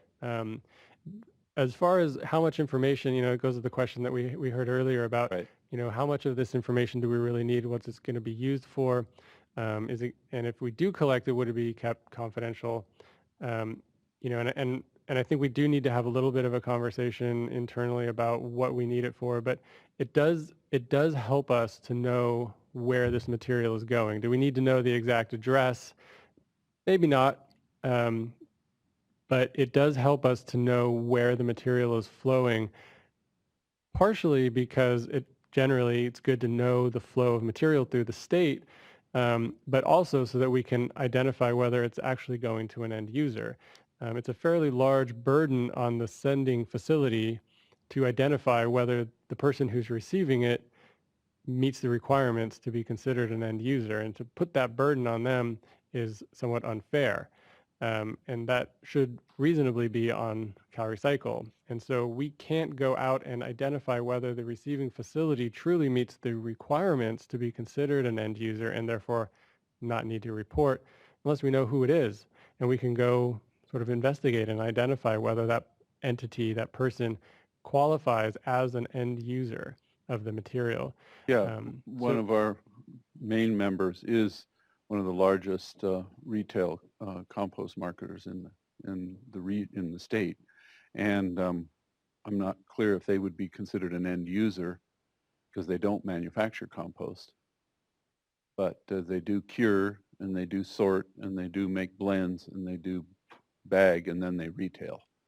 So I'm not sure whether they would fall in as a compost adjunct somehow, or if they're an end user at that point. Yeah. So we need to sort through that. I think that's solvable and we can get to that, but we need to do a little more conversing between. Yeah, and I think some of that will come from the definition of a composter, and that's fairly locked down, I think, as far as what entails a composter. And so if a facility is not doing that, then I think we pull right out of being a composter. But whether they then fall into an organics recycler because of whatever they're doing, that might be another discussion to talk about. Yeah, that would be an important one too. And my other point was relative to the wastewater treatment plants. Many of the composters in our association receive one of their feedstocks, a prime feedstock, as a wastewater digestate. And now we're including more of putting, food scraps into using the capacity that exists in the wastewater treatment plants for producing methane and more digestate. I also am aware that throughout the state, a lot of, especially during the winter, a lot of the digestate or biosolids from wastewater treatment plants is used as alternative daily cover in landfills currently, as long as it's mixed with enough green waste so that it makes a kind of a quasi uncomposted material that actually makes for a good ADC. But right now, I don't think that's counted as disposal from the perspective of CalRecycle. Is that correct? I'll have to pass to John on that one. Right now, ADC doesn't count as disposal. Bill passed last year, and the number escapes me at the moment, that after 2020, right, green waste ADC will count as disposal for the jurisdictions who are right. sending And what it, about not yet. And the biosolids portion, which can't be good ADC by itself, would still not be counted as disposal, but maybe any organics put into the landfill, but that would be based on maybe some new regulations or legislation that would come through under the short-lived climate pollutant strategy as that gets implemented. Right? So that would be more downstream than relative to the wastewater treatment plants is what I'm hearing. I think that would be more downstream. Yeah. And then the wastewater treatment plants that do compost, and there's a number of them throughout the state, then they're just composting facilities anyway. So doing the reporting for the material that is or is not coming from the wastewater treatment plant? That's what I'm trying to get clear here. Right. So a facility, so if a wastewater treatment plant qualifies as a composting facility based on the nature of their operations, then they would have to report as a composting facility. So composting facilities report materials that leave their facility. So they would report whatever leaves by tons and material type, as well as anything that goes offsite for disposal. They would report the tons of that to Even if disposal. they don't take any MSW organics? Correct.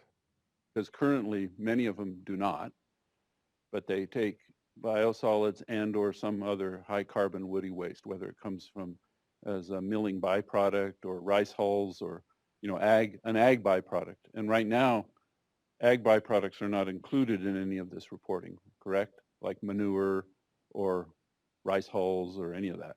Well, no. So it depends on what the activity is. So composting facilities don't tell us what they're getting in, right? So if they get manure or rice hulls in for composting, they don't tell us what's coming into their facility. They only tell us what's going out. So if a facility takes in manure and rice hulls and composts them, and they sell compost out the back door, they tell us they sold compost. So it doesn't really matter what. So it's always the goes out as, not the goes into as. Okay, correct. I think I'm getting that. Correct. All Composting right. and recycling facilities report what leaves their facility, and they tell us the material type and tons of that material and where it's going. Can I add something to that, Robert? You can. So some of the so if people are composting on site their own agricultural material, that would be excluded via the new compost regulations. So any entity that falls under an exempt category under the new composting regulations would also be exempt from our reporting. So if that wastewater treatment plant were to fit the compost regulation, and I don't have all of the things off the top of my head, but if they were to fit all those categories to be exempt, then they wouldn't have to report to us. Okay. Great, thank you. Another one in the center of the room. Natalie, Potrero Hills Landfill. What attempts, if any, have been made to reach out to wastewater treatment plants and other facilities that may not understand how this reporting is going to impact them? Yeah. I'm sorry, go ahead. What I see is there's going to be a large discrepancy in the middle because you have reporting from the recycling, composting, transfer stations on one side to CalRecycle, and then we have to match the number that the landfill total tons that we receive. So the first part about reaching out to wastewater treatment facilities, we haven't targeted them directly, but we've been sort of blasting out all of the notices for these workshops and the draft language, et cetera, to most of the listservs that we have that we think are applicable. So our organics are 75%, some of our other internal mailing lists for our local assistance and market development branch, trying to get as many people as we can involved and to know about what's going on with the reporting so that folks can keep on top of what's happening and whether it pertains to them. The second part of your question about getting numbers to sort of add up and reconcile, I think, and correct me if I'm wrong, but I think you're mostly referring to the data that's being submitted via the transfer stations and MRFs regarding material that's sent to a disposal facility and having the disposal facility sort of verify and check that information to make sure that it matches their records and that it's correct. Yeah, I think it's that, plus a lot of these customers are not going to realize that they need to report on their side. So say the wastewater treatment plants or any of those facilities, if we're no longer reporting on their behalf and they report directly to CalRecycle, it's going to be identifying who's not reporting to balance the tons. Right. So facilities like wastewater treatment plants and other entities would report to CalRecycle as their own entity, but it wouldn't be one of the, we wouldn't be directly connecting those data to the landfill in the same way that we're connecting the transfer station and MRF data. So as a landfill operator, you would be responsible for directly reporting all of the self-haul, all of the franchise haul, all of the contract commercial haul, and anything else that comes from, say, a wastewater treatment plant or anywhere else that is not a MRF or a transfer station. We did discuss sort of where to draw the line on that. There was some discussion about having sort of everybody report directly, and I sort of automatically associating that with the disposal facility that it was delivered to. That's a fair amount of additional reporting burden for a lot of entities. And so we thought that the most reasonable compromise in the middle was to have transfer stations and MRFs, which provide a lot of material to landfills and other disposal facilities, have that reporting sort of minimized somewhat so that it's automated to CalRecycle and then verified, and then all the rest of it being handled directly by the landfills or other disposal facilities. So, it takes some of that burden off of the disposal facilities while also not putting a huge additional burden on every hauler and transporter, et cetera, that will be bringing material into a disposal facility. Okay, and then for the wastewater treatment plants, would they be required to report source sector as well? So for the material that they're sending off for disposal, this is probably going to be one of those where we have sort of a strange organics carve out that doesn't quite fit. We have the threshold for what facilities need to report jurisdiction of origin and source sector for the residual materials that are sent for disposal. And that was that 100-ton, 10% number. But for organics facilities like compost facilities and wastewater treatment facilities, those numbers don't have the same kind of applicability, I think. And so we'll have to figure out what is a better way to go about that. Because there's no real good way to assess percentages. So it might be a straight tons or something like that. And we might have a very specific carve out for wastewater facilities that are different than other facilities in the way that they receive material. Thank you. Do we have anything on this section online? We have a question about the disposal facilities, kind of a clearing up the contaminated soil question. Okay. Because there was a concern that sometimes when soil is too contaminated, it can't be used as cover. But if a landfill were to report it were to not report it, and they also wouldn't be, or if they're using it as cover, I'm sorry, I'm confusing myself now. I'm just going to read it. Contaminated soil is too contaminated to meet regional Waste Quality Control Board requirements for hydrocarbons for use as cover. It may be soil-like material from inert demolition debris that's contaminated with vector attractants material, also making it not suitable for cover. So the profiled soils are often disposed and are not beneficially reused. So not reporting on that contaminated soil is an opportunity for disposal facilities to game the fee payment system that the state of California relies upon for revenue. Right. Yeah, when I was talking about soil and contaminated soil used for beneficial reuse or used on the landfill not being reported as beneficial reuse because it's just cover or daily cover, I wasn't saying that if that material or other material was disposed, you wouldn't have to report it. So if you had contaminated soil, I mean, if a truckload of soil comes in and the landfill says, yeah, that's disposal, put it in the hole, that counts as disposal. So there's not a special carve out that says soil and contaminated soil can't be disposal. It's just if it's used for construction purpose of the landfill, that It's just construction material. It's not a waste-derived material that you have to report on. That was clear at all. I don't know. Thanks, John. Is there anything else in the room?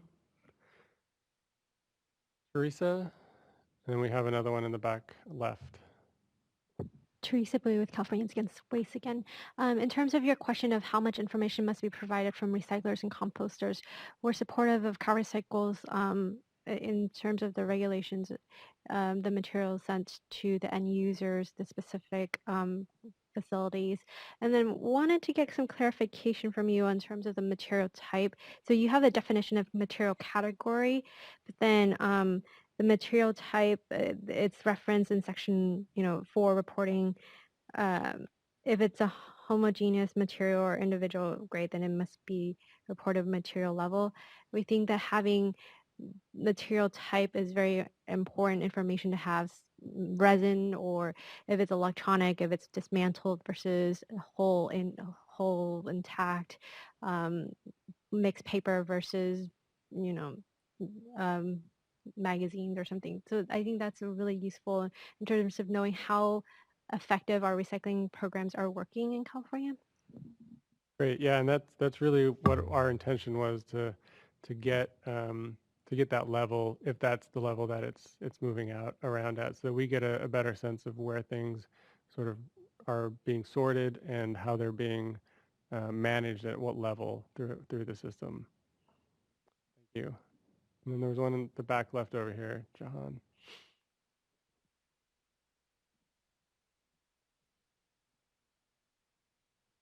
Yeah, and we want to be clear on the material type that we're not saying that people have to do additional sorting to, like, if you have a mixed recyclables, you don't have to sort that out and report on what all the different pieces are.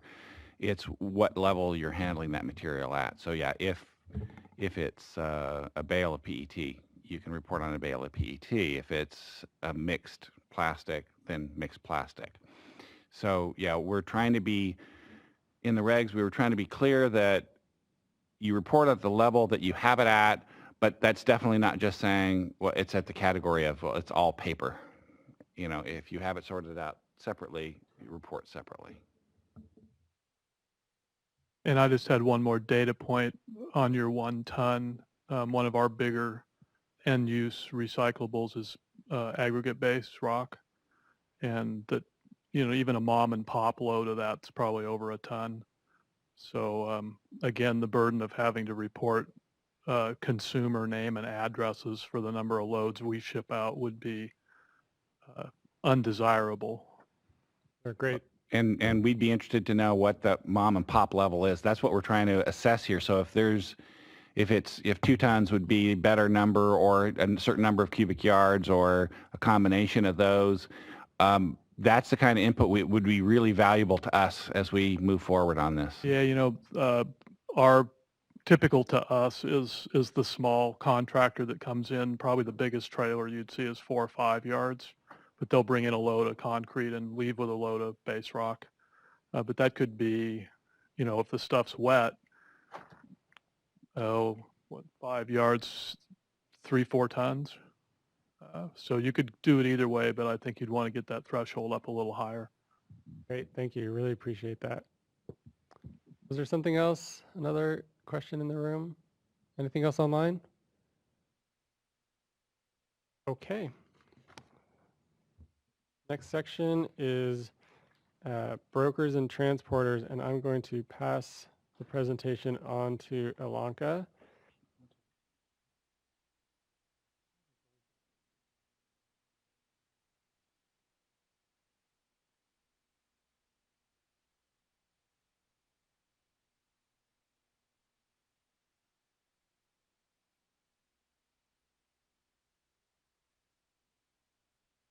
Perfect.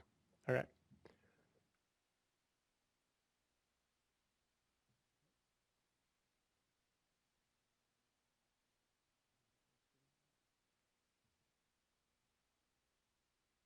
Okay. So now we're talking about brokers and transporters. So we're defining a broker transporter for the purposes of reporting as anyone who's taking physical or legal possession of a material, whether that's solid waste or recyclable compostable material.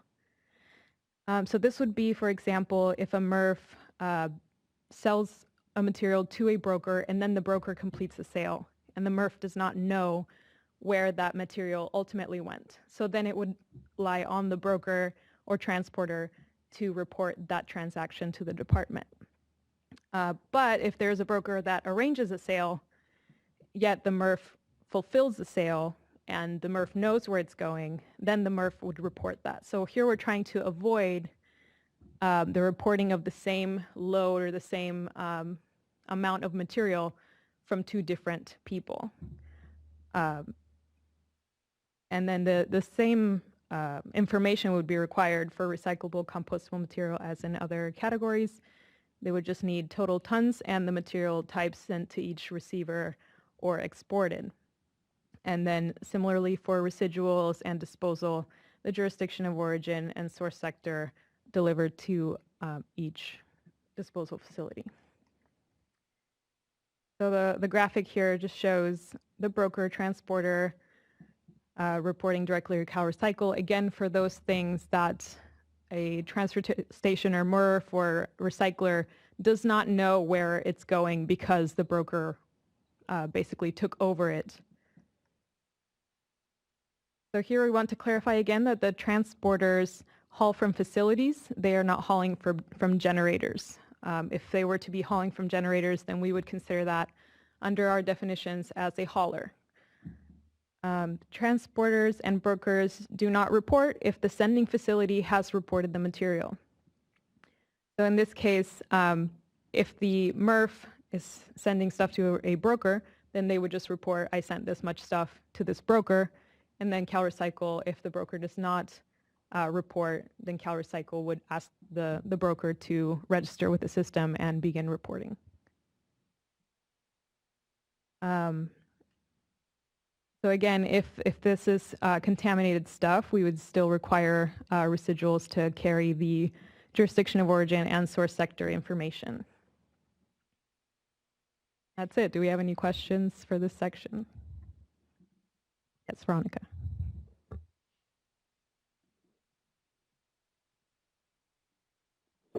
Veronica, CRC.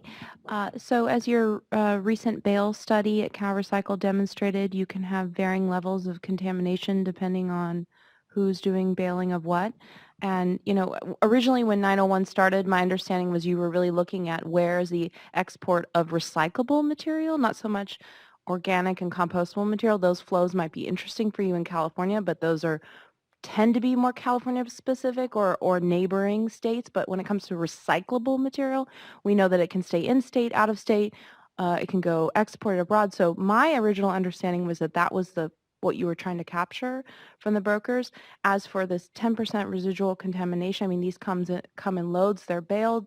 You know, this is not something that can be determined by the brokers at that point. And so again, this contamination and also, you know, how it's determined, the methodology, I think this is a very tricky one, and I think you guys should delve into this a lot more.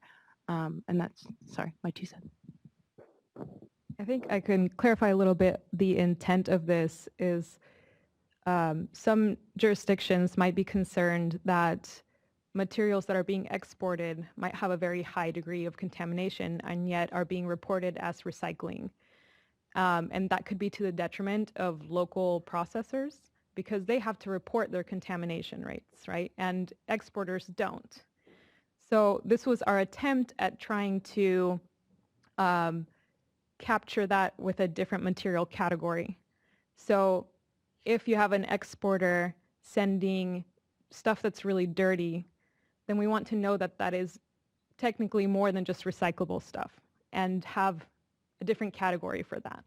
So this 10% is really meant to say, this is dirty stuff, and perhaps it shouldn't all be counted as diversion or recycling as a whole, but only portion of it would be recycled, say if it's going to China, and we don't really know what happens to the rest of the stuff.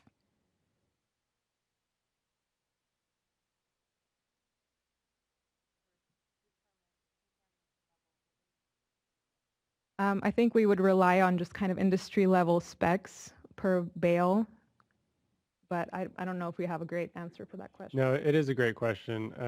You know, and again, this 10% might not be the right number. As Alanka said, what we really want to do is avoid seeing this huge shipment of material to a MRF in Nevada, say, that looks like, you know, 5,000 tons of material going for recycling, and it's really 70% municipal solid waste just going into a landfill. But it looks, as far as we can tell, just like it's all recycling. So we're looking for a way to characterize it more accurately. And if there is a high degree of contamination as it leaves the state, we want to either characterize it as material sent maybe to recycling, but we characterize it as mixed solid waste rather than mixed recyclables because it meets this additional threshold.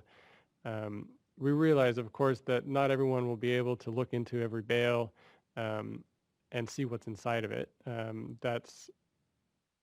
But how we get at that is something that we do need to think a little bit more. But that's why we put this in here, to avoid sort of that, oh, well, let's just ship it out of the state, and then it looks like everything's nice and happy because we're sending it to a recycling facility as recyclable material, but everybody really knows that most of it's going to disposal. So that's what we're trying to tighten up and close the door on. And if it's coming from a facility that exceeds those limits, that facility should be telling the broker jurisdiction of origin, et cetera, as well, if they know. So the broker would be reliant on where they get the material from to get that information. And yeah, we don't expect brokers to break bales apart and such. So yeah, it's a good question.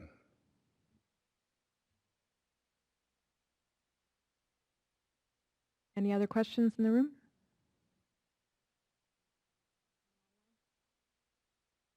Okay, I guess we're going to open it up for general comment. One more section. Oh, right.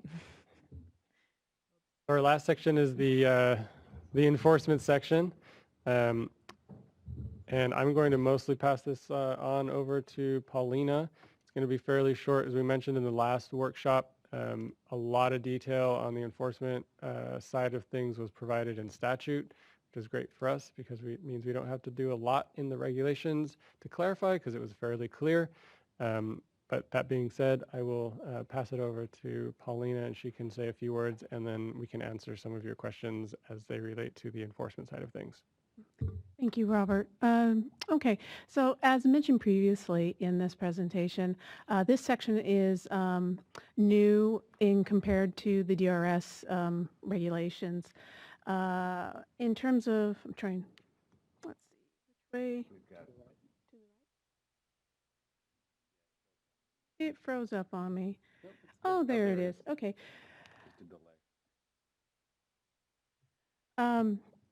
So as I mentioned before, as Robert mentioned before, most of the stuff is already listed already in statute. We just wanted to kind of highlight kind of the areas in which we are going to be looking at each of the enforcements and how it will be proceeded with. We want to look in terms of with any facility in the reporting, as I mentioned earlier. We want to give them the chance to remedy any violations that will be given before any of the penalties will be imposed. The department, of course, will consider whether if the violation was intentional, if there's a history of noncompliance, and the gravity of the violation.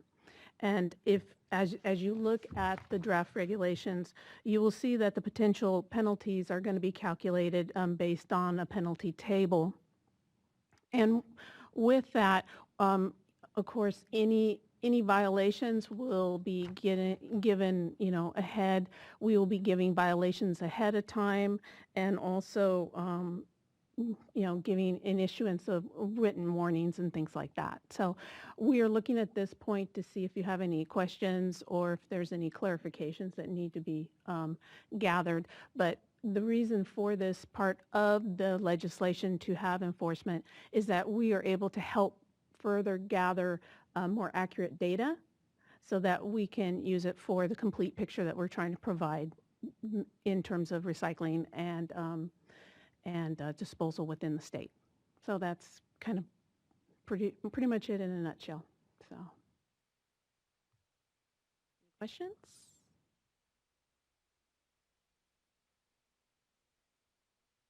Are there any online questions for this section? Okay.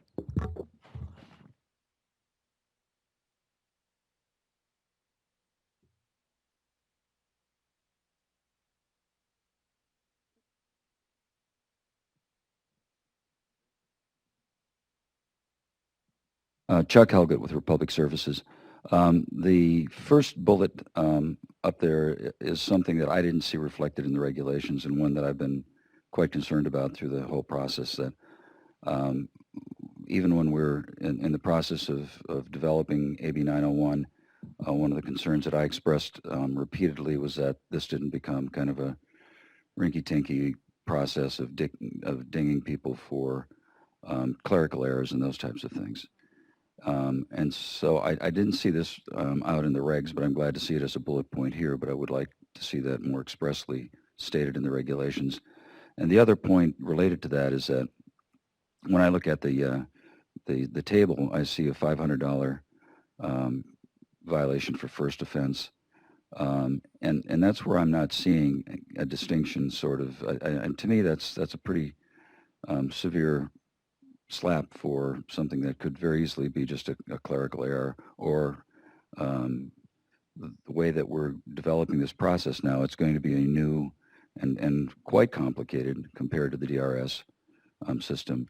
And so I'm a little bit concerned about the high value of that first violation. I would think 1 less 0 there would be more appropriate than a $500 Well, hit. and yes, I do remember you bringing up that point at the previous stakeholder meeting, and that was something that we had talked about previously.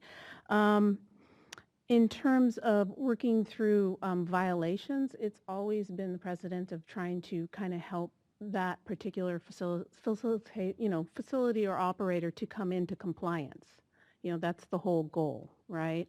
In terms of the offense, in terms of the first offense, let's say for a person who fails to submit and it may be due to a clerical error, that's where we would, at that point work with that operator or facilitator facility to find out what was happening. In the case of the example of, let's say, a person trying to provide a report and they have a part missing, that would be the part that would be passed on to CalRecycle. And then at that point, there would be an investigation into that.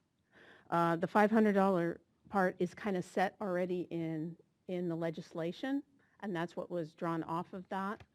So if you look, it goes between 500 to 5,000, 500 to 10,000. So that was kind of the base penalty part. Those were the determinant factors.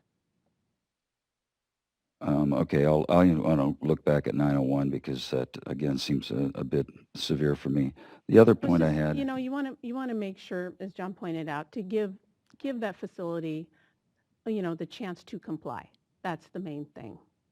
Right? and I'm not certainly challenging what your good faith in this, but 3-4 years from now, people change, attitudes of the department change.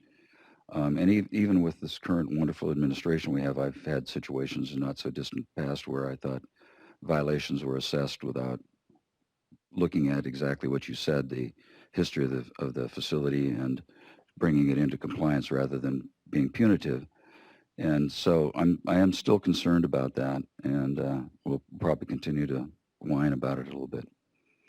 The other question unless Elliot Chuck, wants. before you go on to that, you just wanted to make me come up to the front too.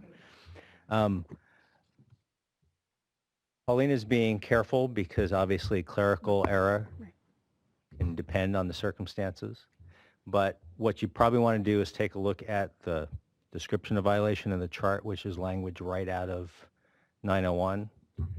And it's failure to submit, refuses to submit, knowingly or willfully files a false report, refuses to permit representatives to make an inspection, fails to keep records required. You'd have to have something that's not really a clerical error, some circumstances that indicates there's something more for there to be a violation there. So we added some numbers wrong. Oops, we screwed up. absent some unusual circumstances, that's not what we're talking about doing. We're going to follow up and make sure that's fixed. Now, if 20 reports in a row, the same clerical error happens, then we might be having a different conversation. But oh gosh, we had this math error that came up, or somebody reported information to us incorrectly. That's not going to fall within one of those categories. Okay, thank you, Elliot. The other question I had is on page 10, section X.11 C. A reporting entity may redact the records from inspection, et cetera, et cetera. The last line, if the redacted information is not information that is otherwise required to be reported to the department. I'm not sure what that means. It sounds to me sort of like a catch-all, and this was something that was fairly aggressively debated during the development of AB 901. And from our perspective in this particular area, we should be able to redact anything that, in our view, is related to contract terms, conditions, pricing, credit terms, volume discounts, other propriety. That was all right in the bill. This seems to be an add-on, and again, correct me if I'm wrong if it's in the legislation, but I don't recall that being part of what we developed in AB 901. So somebody else may jump in here too, but my reading of that suggests that you can't redact information that you're otherwise required to report to us. So if you're required to report information to us because of some other portion of the regulations, that information can't be redacted because you're required to report that anyways. As I recall, the information that we're required to report here is what we are asked to report in here is pretty specific. Yeah, I see your concern about having the if linked to this particular section. We can look at that. I think what we don't want is people to redact the information that is required in the other sections, right, so that we get just a black sheet of paper. But the pricing and things like that, yeah, we would expect those to be redacted. So but we can look at the specific wording. Yeah. All right, thank you. Do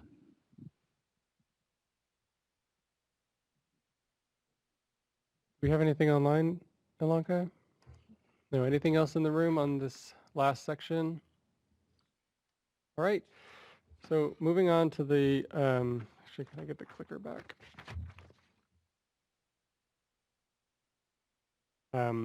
We do have time for questions and comments, and then there will be some next steps. I'll just briefly go over what's coming up. So get the mic around, we'll have some additional questions and comments.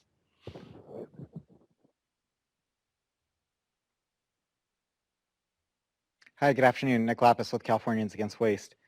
I have a specific question and a follow-up on an earlier question that I asked Teresa to raise, and where I was coming in from another meeting, so she was filling in for me.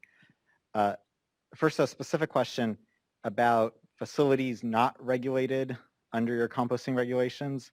So the POTWs that Ilanka addressed earlier, but also rendering facilities that are regulated by CDFA. I guess my original question was, are they included? But it sounds like the answer is no. And if the answer is no, then I guess my question is, why not? So for rendering facilities, it's a good question, and another one of those sort of unusual organics oddities that doesn't nicely fit in with everything else. And I won't pretend to be an expert in rendering, but my understanding is that not all rendering activities are derived from material that would have otherwise gone to disposal. And I think it definitely warrants conversation about how these facilities fit into everything else. Obviously, rendering facility wouldn't count as a composting facility, but presumably they might fit under the definition of a organics recycling facility.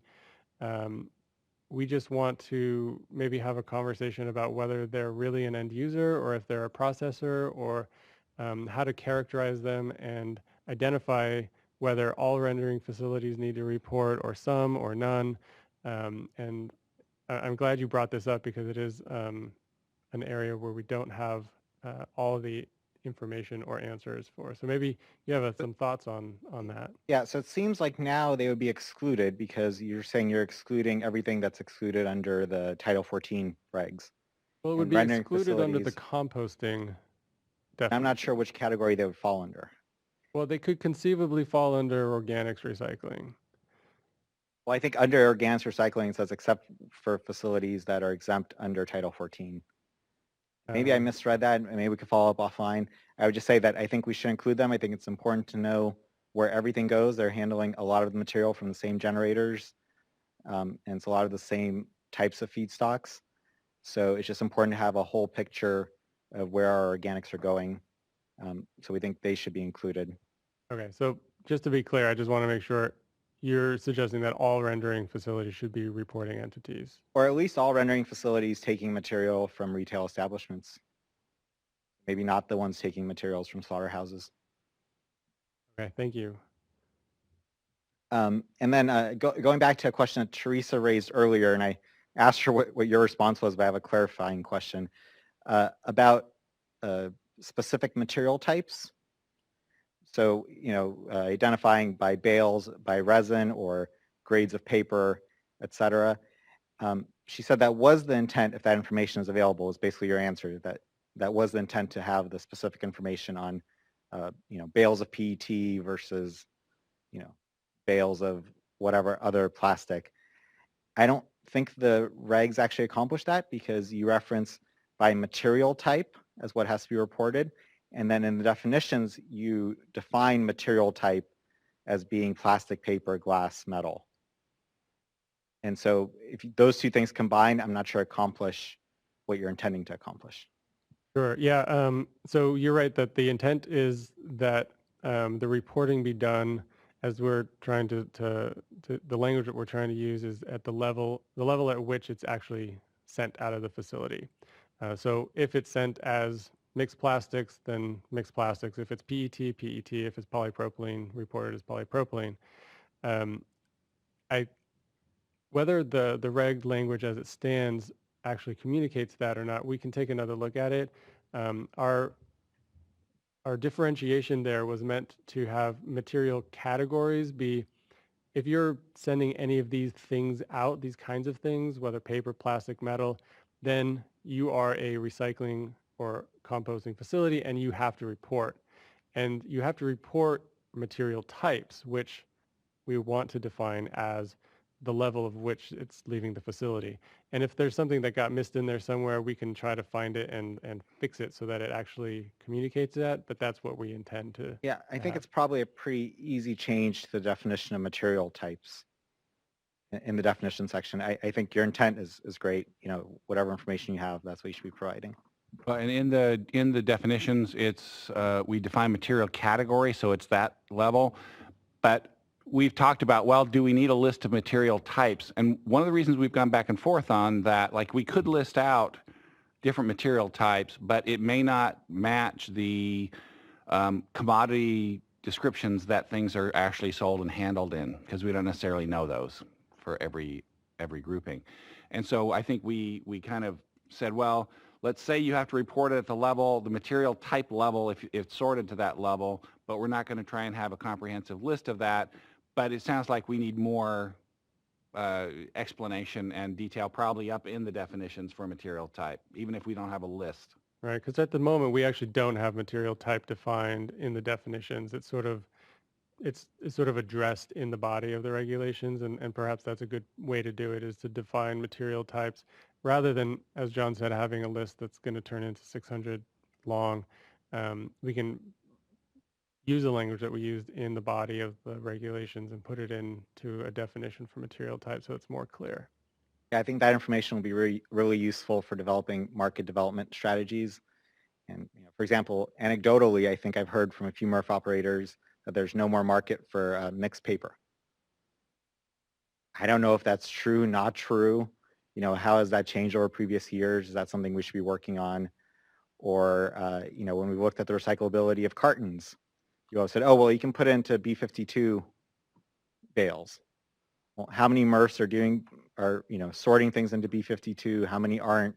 And similarly with plastics and the commodities there and where that is going, I think that's going to be far more useful than the broad categories of paper, plastic. Thank you. Thank you. It would be a lot easier for our IT efforts and things if we had a list of here are the 200 different things you can pick from, but things change over time as well. So we want to be flexible enough that we can accommodate the reporting at the level that people actually handle material at. But if there's specific suggestions on how to address this particular thing, whether a list would be easier or some kind of industry standard or ASTM standard for what different things are, or business practice thing or anything else, give us some ideas.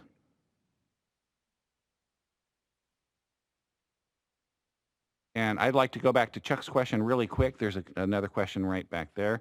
On the redaction one, if the redacted information is not information that's otherwise required to be reported to the department, it's actually in the statute. So it's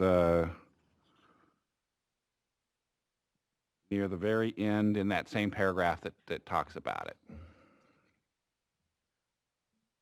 Yeah, Rick Mock, I'll go back to talk about this issue CAW was talking about.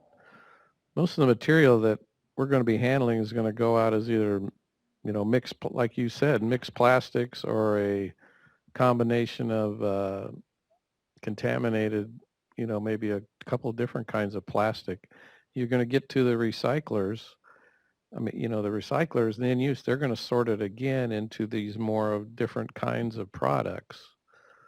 So that's who's the ones you need to talk about, how they can report what's coming in and what's going to go out of there.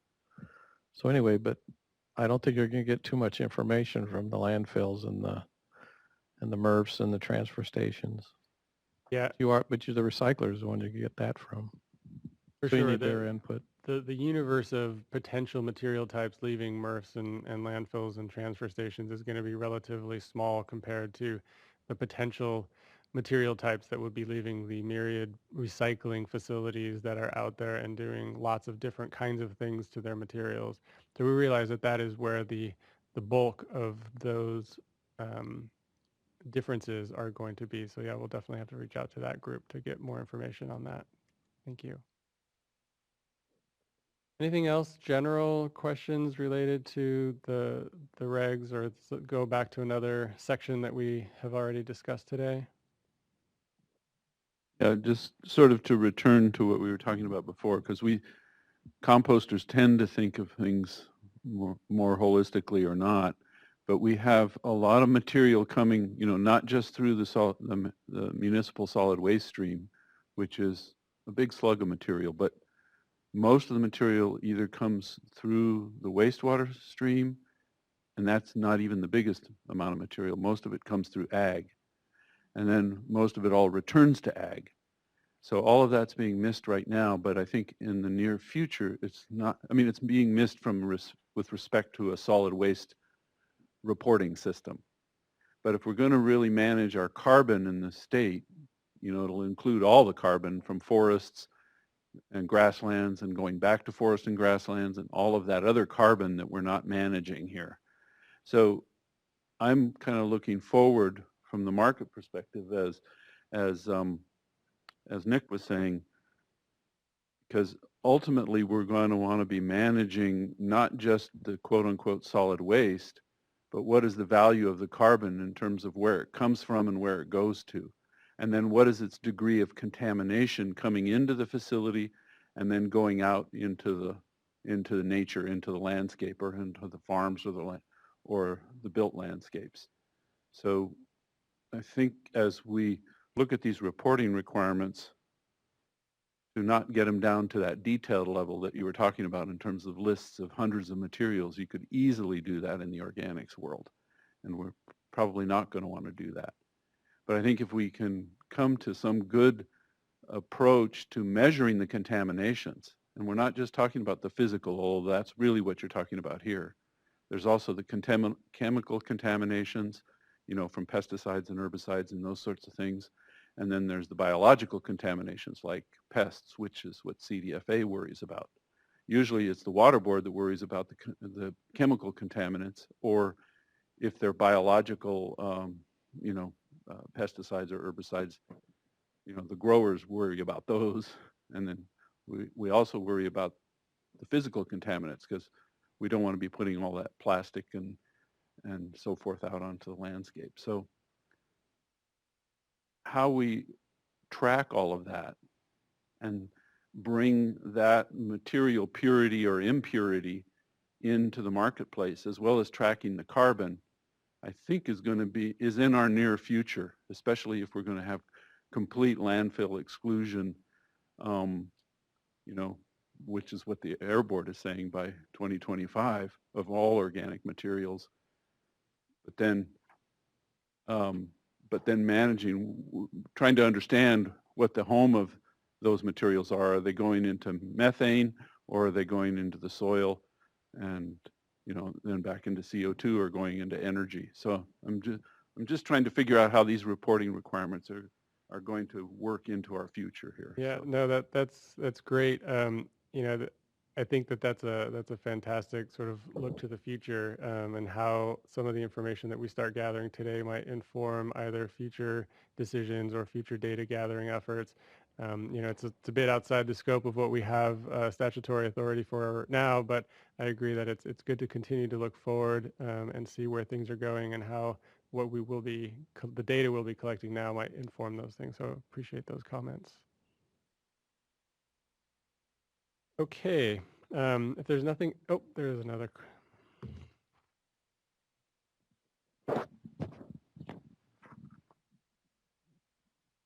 Chuck Elgott again. Under the definition of hauler, the latter sentence in that says hauler does not include a person who transports solid waste or recyclable compostable material from one facility to another facility. I don't recall facility being defined in here, and so I'm kind of curious as to your interpretation of who this covers, or who this doesn't cover. Right. So yeah, maybe we need to look into that again, but it's basically from any disposal facility, recycling facility, or composting facility, or yeah, that would be it. So if they're taking material from a MRF to a recycler, or from a transfer station to a composting facility, or from a recycler to another recycler, all of those are transporters.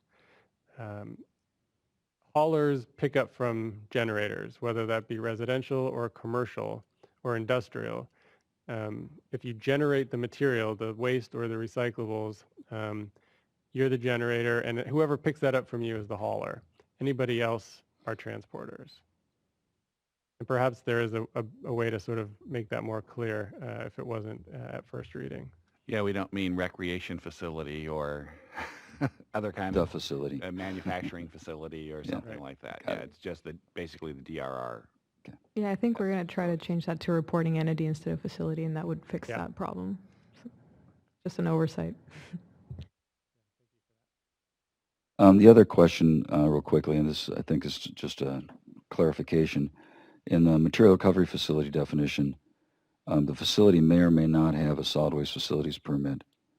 I can't imagine a MRF that doesn't have a solid waste facility permit, because by definition they have processing lines. I would think that they would. So my understanding, and you can correct me if I'm wrong, but it's they have less than 10. If they don't meet the 3-part test, they would not have to have a solid waste permit, but we would still characterize them as MRFs for the purposes of this definition.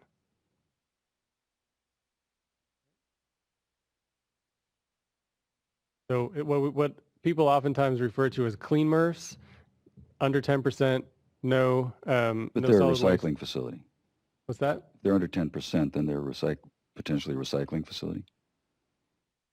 No, so if they meet the definition of the MRF here, then they are, for the purposes of what these regs, we're calling them MRFs. But they don't necessarily have to have a solid waste permit. So clean MRFs are MRFs under these regs, as opposed to a recycling facility. So MRF would basically sorts, whereas a recycling facility actually processes somehow.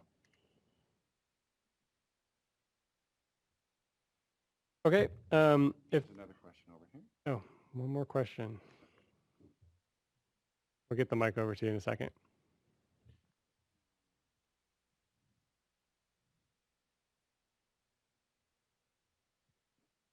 Grant with Edgar and Associates. Just a quick question. Where in the material categories that you have now would you probably put wood waste? I know these are probably subject to change, but Wood waste would fall under the organics E category. thank you. Sure. Unless it's separated out, then it should be reported as wood waste. Right. So how it's reported is different than which of those categories it might fall under. Okay. Last are some next steps. We have a workshop that's basically going to be a copy of this one coming up next week on the 12th. That's Tuesday. It'll be in Diamond Bar, same as last time. It will be broadcast as well. So if you'd like to tune into that, please do. We will be taking questions and comments and reviewing them. If you have, we've taken notes on the verbal comments that were received today, but if you have comments, it would be great to get them in writing. Send an email to, best to send it to the ab901.reporting@calrecycle.ca.gov. It's on the bottom of the presentation. That way somebody will be sure to get it. We'll be taking all those questions and comments and sort of thinking about how to make revisions to address those questions and comments. We'll make a revised draft. And as I mentioned at the beginning, depending on the nature of the comments and how many and how long it takes and how many revisions we end up making, we'll sort of determine whether we feel it's necessary to have another set of informal workshops. We'll see as we get those in. We'd like to get the written comments from folks a week after the Southern California workshop, so after the 12th. So hopefully folks have some of these questions and comments put down already, and you can send them in to us. This is really just to help expedite the process so that we can keep things moving. We do have a tight timeline trying to get the process started this fall. So the quicker we can get written comments from folks, the quicker we can address them and see what needs to be done to make revisions. Again, the contact information here. Again, try to send them to the 901 mailbox. That's monitored by a few people. If you have questions, you can send them to me too, but if you send them to the 901 mailbox, someone will get back to you. And if you haven't subscribed to the listserv, please do. You'll get notifications of future workshops or drafts of the regulations or other important milestones as we move forward with the regulations. You can see the link there at the bottom to go and sign up for that. Thank you everyone again for coming and all your great questions and comments.